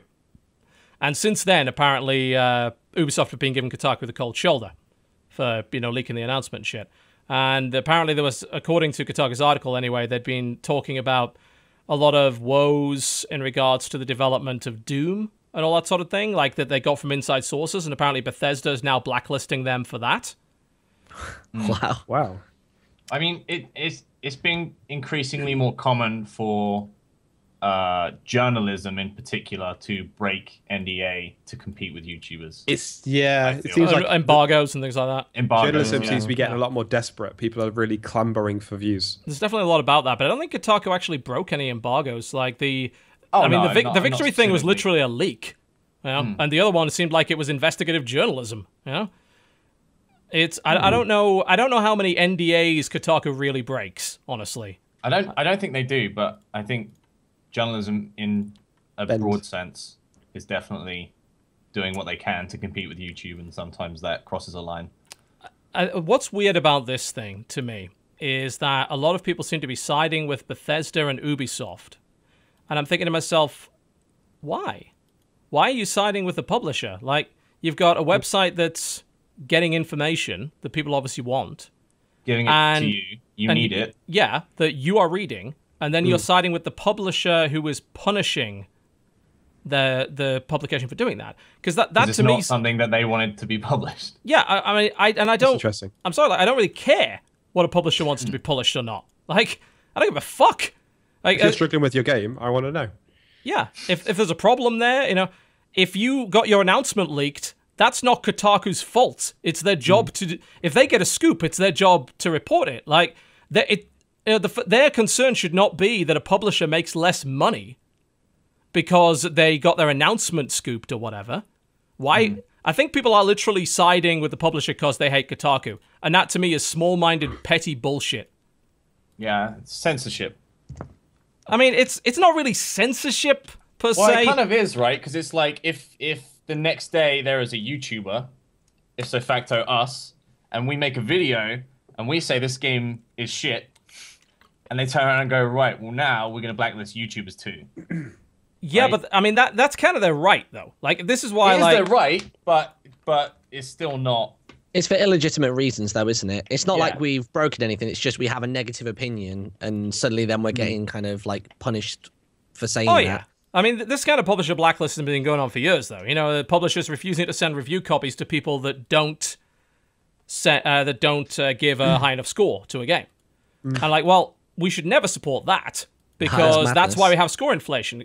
Why do you think IGN and everyone are fucking terrified of giving an established franchise by a AAA a low score? Why is it that never happens?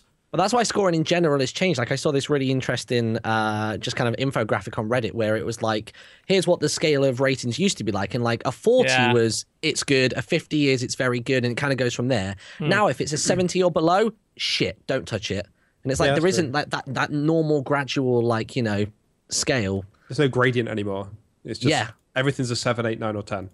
Yeah, pretty much. I mean, here's the thing. Like, I can understand a publisher turning around. Like, let's say a site has an agenda. Let's take an example of, I can't remember who it was. It was a Rock Paper Shotgun journalist or whatever, who really went off on it on Dustin Browder in a Blizzard interview about how he believed that Heroes of the Storm was sexist.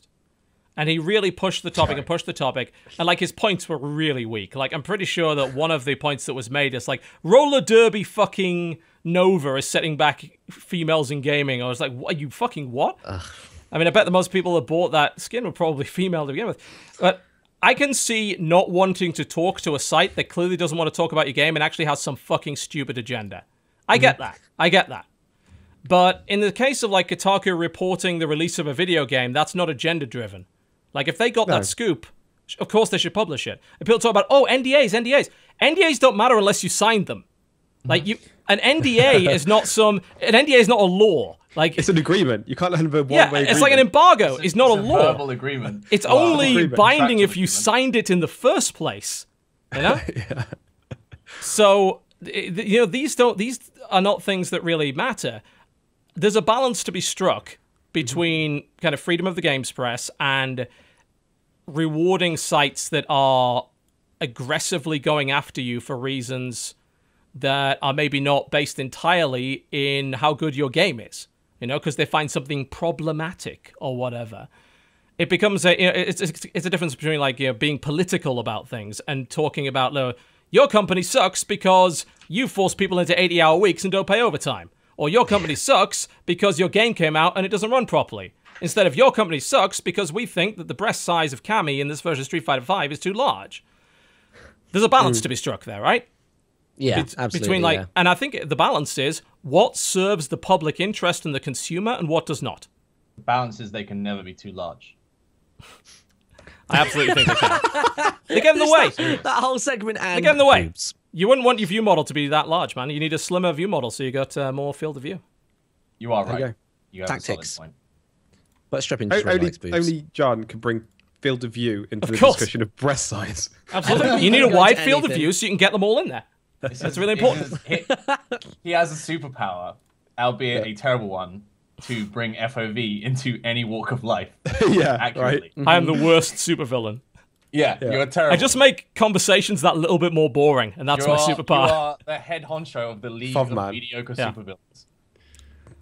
Yeah, I mean, in this case, like, to me, it seems like if you're not willing to stand up for the rights of people you don't like, then you don't really have a right to complain kind of when they come for you, you know?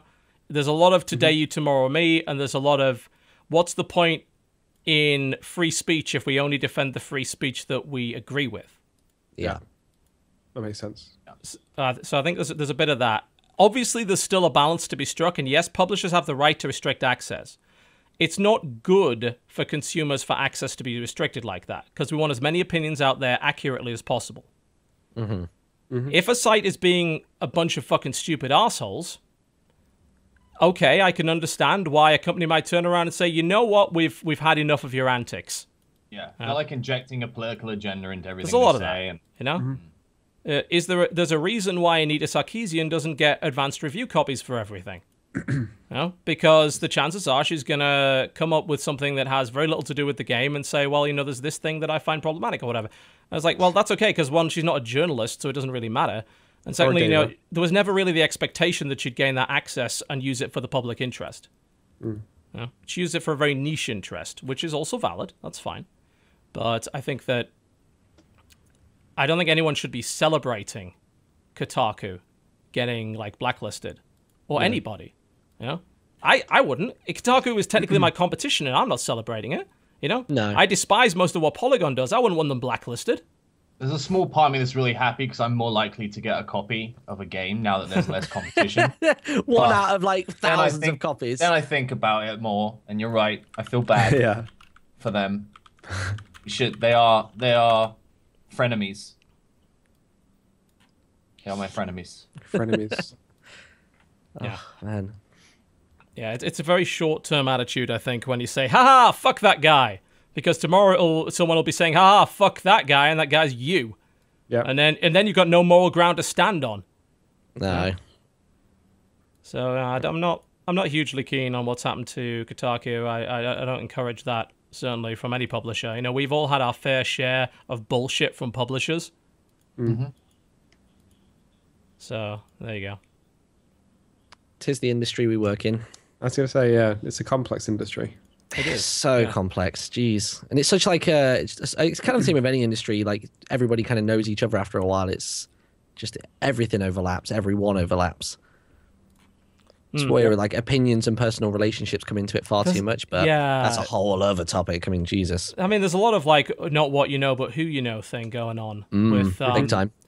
Very much so. Do you have the right connections to get in with something? Like, do you get the review copy because you know a dude? Probably. Like, you know, review copies aren't given out based on merit, guys. If you didn't already know this, a lot of it is down to contacts and down to who you know.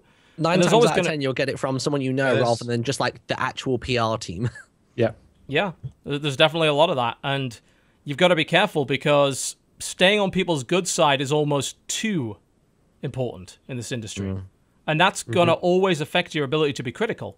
You know, if this is especially the issue with brand deals that we've talked about a lot. You know, if I don't want to, if I'm like a guy that gets a lot of money from Ronku, I probably don't want to start shitting on EA's games because Ronku will probably turn around and say, well, we don't really want you as our Ronku streamer anymore, you know?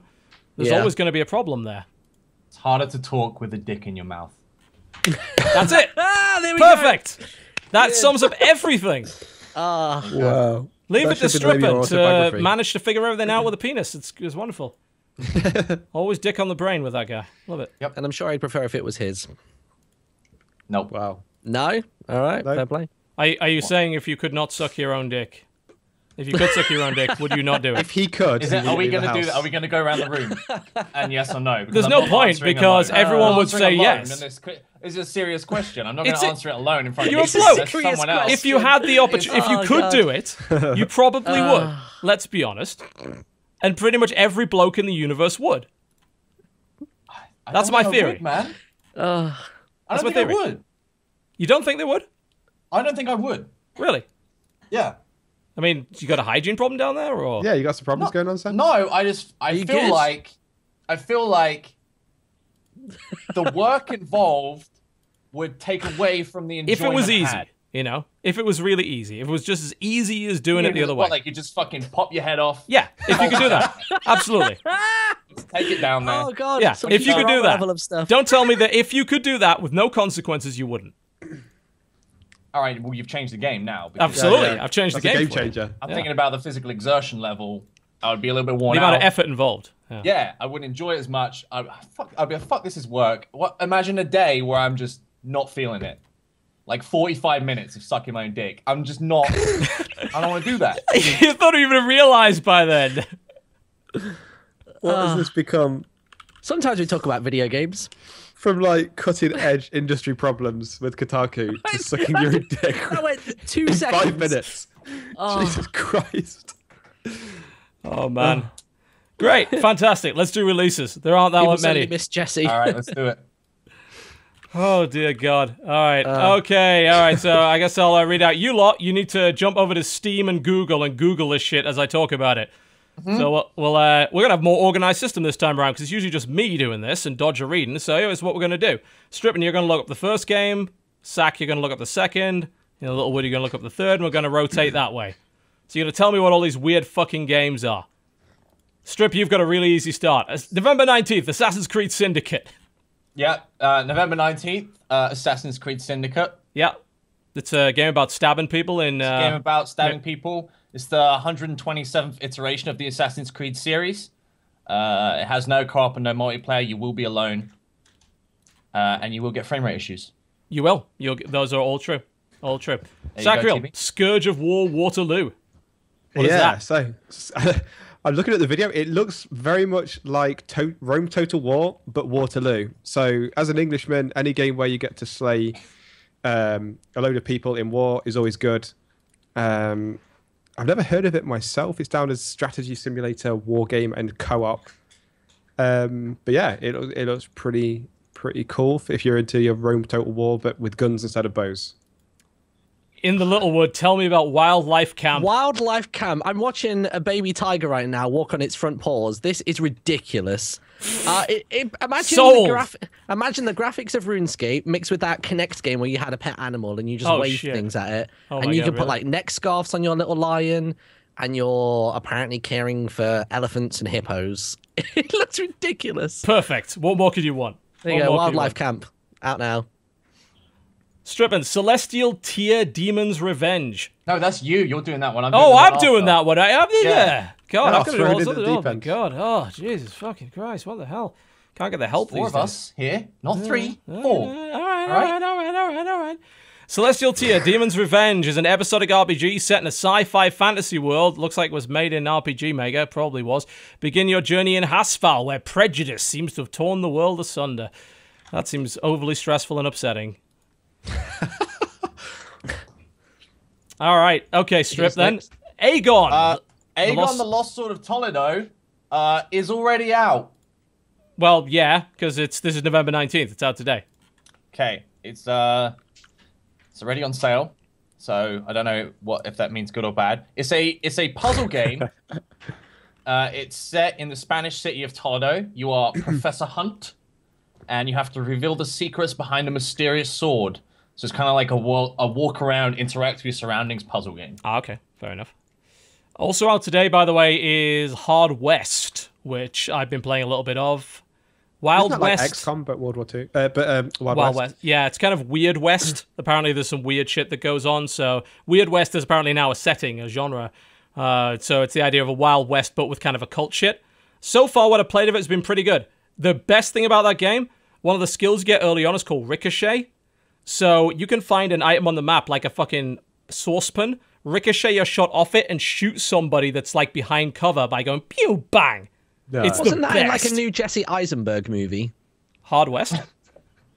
No. That saucepan move. It was like in a movie recently. That's been done that's been a fucking Western thing for ages, man. That's a very spaghetti Western move. Yeah, so it's so far seems pretty good, but I haven't played enough of it yet to really judge. But I'm going in on that. All right. For a moment, I thought your pop shield was a frying pan. No. And then I realized it's a pop shield. Dong. Yeah, I keep a frying pan around just in case. It's really useful on stream. All right. Well entangled. I don't know who is next, but Nusakana. Right. So I've tried looking this up, and it's not happening. Okay. I've got it. I found it. You got it? Oh, have you got it? Yeah, Nusakana. So it's a JRPG. You play as a tourist having a full year vacation on an island because of a mysterious invitation. Ooh. Will it be a holiday or an adventure? And it's basically a JRPG. It's got very much like a Zelda Link to the Past aesthetic to it. But with it being a JRPG, it also has monsters and boobs. Yep, of course it does. Yeah. Wow. Mayan death robots. Strip. I mean, we've played this one, right? Yeah, I this looked was it a up on YouTube. It CoxCon. looks like Jesse's done a video of it. Yeah. Yeah, this was a CoxCon. I played this. It's kind of like it's an artillery game, basically. Kind of think Oh, worms. we have played it. Yeah, but you're various Mayan death robots that have all these different abilities, and you try and either knock people off the level or damage the power core. It's a kind of fun party game. Yes, it's a fun little party game brawler, like Tower Fall-ish. Tactical Soccer: The New Season. It looks like it's a FIFA game ripped from like Windows XP, if not earlier. Wow. It is a tactical turn-based soccer simulation where you control all 11 players at the same time and tell them what to do. And then the other player... boring Blood Bowl then, So basically. it's like Blood Bowl without the fighting.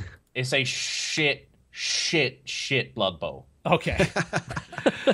Next one. 12 is better than 6. I have found the Kickstarter. True. I found the Kickstarter. It looks like it's some kind of Wild West game. A dynamic top-down hardcore shooter with frying pans. Yeah, I've seen this. This is pretty badass. So it's like it's one of the most visually impressive games I've seen for a while. It's basically like a cartoon, hand-drawn, top-down shooter. Oh. So remember, I'm trying to think of what game it's kind of like. You don't really get games like this. It's literally straight down. So a lot of the... I mean, visually it looks a lot like Guild of Dungeoneering. But the actual game is like it's a top-down hardcore shooter with stealth. Huh, yeah, but you get like bows and shotguns and repeating rifles and all the kind of Wild West stuff. And what's cool is a lot of the characters just have like cowboy hats on. So from above, they're just like a circle giant with the guns cowboy sticking hat. out. Yeah. But aesthetically, I've seen a video of this playing. It actually looks really, really, really cool. That's pretty cool. Yeah. All right. Next, Angels That Kill. Is apparently a dark first-person adventure game that tells the story of two men as they uncover the truth behind a murder that has shaken the city. And every screenshot of the city on the Steam page, there is not a single soul in sight. Oh. It's just grey, black, It's very and grey, white. yeah. There is nothing going on there. What is happening? I'm not sure. I don't know. Signal to Noise. Signal to Noise is a rail shooter that is musically driven. It's very colourful. And it's just your standard, you're in a little ship, you go along on rails and you shoot enemies to music. Also known as We're Trying to Be Rez. Next, The Consuming Shadow. This is Yahtzee's game, if I recall correctly. Oh, is it? Yeah, it's a procedural survival horror adventure with the worst UI of all time. Fighting against kind of Cthulhu-esque monsters with like permadeath gameplay. Apparently it's quite a lot of fun, but you've got to get past the fact that the UI was designed by Yahtzee, basically in MS Paint, and it looks dreadful. Yeah, I was going to say, it looked like a paint game. Okay, next one. Chronicles of a Dark Lord Rhapsody Clash. I'm looking at it. It looks like the 2000th video game ever released made using RPG Maker, but it looks like it's rhythm-based combat again. Okay. So there you it's go. another RPG Maker game. Yeah, that's true. Time Tenshi. Oh my god, it's boobsy, if you look at it on Steam. It's like an anime click-through dating sim game. Oh, another one. And the boobs are so big. Oh god, they're not even trying to hide that. They're not even trying. That is wow. I don't think that's anatomically sustainable. No, I don't think so. They would all be dead. They just fall over all the time. They're weaponized. No, it would just suffocate them in their sleep. It would just. What's great is they're all wearing like Warcraft female armor as well. So just like a little armor plate over the nipples and a bikini bottom. That's about it. I wonder what the FOV slider on that one's like. But that doesn't change. That doesn't change anything. No. In this reality, no matter where you are in time. Switch Galaxy Ultra. I don't think it's out for Steam. It looks like it's out for PlayStation 4. It is out on Steam as well. Is it? I'm trying to find the Steam page. It looks like it's kind of a... I wouldn't even call it a runner necessarily. It actually looks like a really pretty kind of racing... Like obstacle dodging game. It looks like Wipeout, but it's not really a racing game. It's an obstacle dodger. So it's kind of like Race the Sun, only you're kind of on a track. Yeah. It's a good looker, though. Looks really nice. Yeah, it's quite pretty. Absolutely. Next one, Chrono Storm, Siberian Border. That is an RPG if I ever heard one. Where is it? Please tell me it's an RTS. Yeah, it's like an RTS. It came out in 2009, so I don't even know why it's on this list. But apparently it's coming to Steam. Yeah. The Deed. Oh, The Deed is amazing. What is it? You are Aaron Bruce. You're the rightful heir. You return home to find that your father has cut you out of the will. And it is a gritty murder mystery game where you have to try and get away with murder. It's an adventure RPG. Huh. It looks pretty cool. I like the art style. Okay. Looks interesting. Yeah, it's a standard murder mystery. Entropy Rising. That's pretty cool, actually. So it's like a first-person shooter puzzle game, kind of similar to Portal.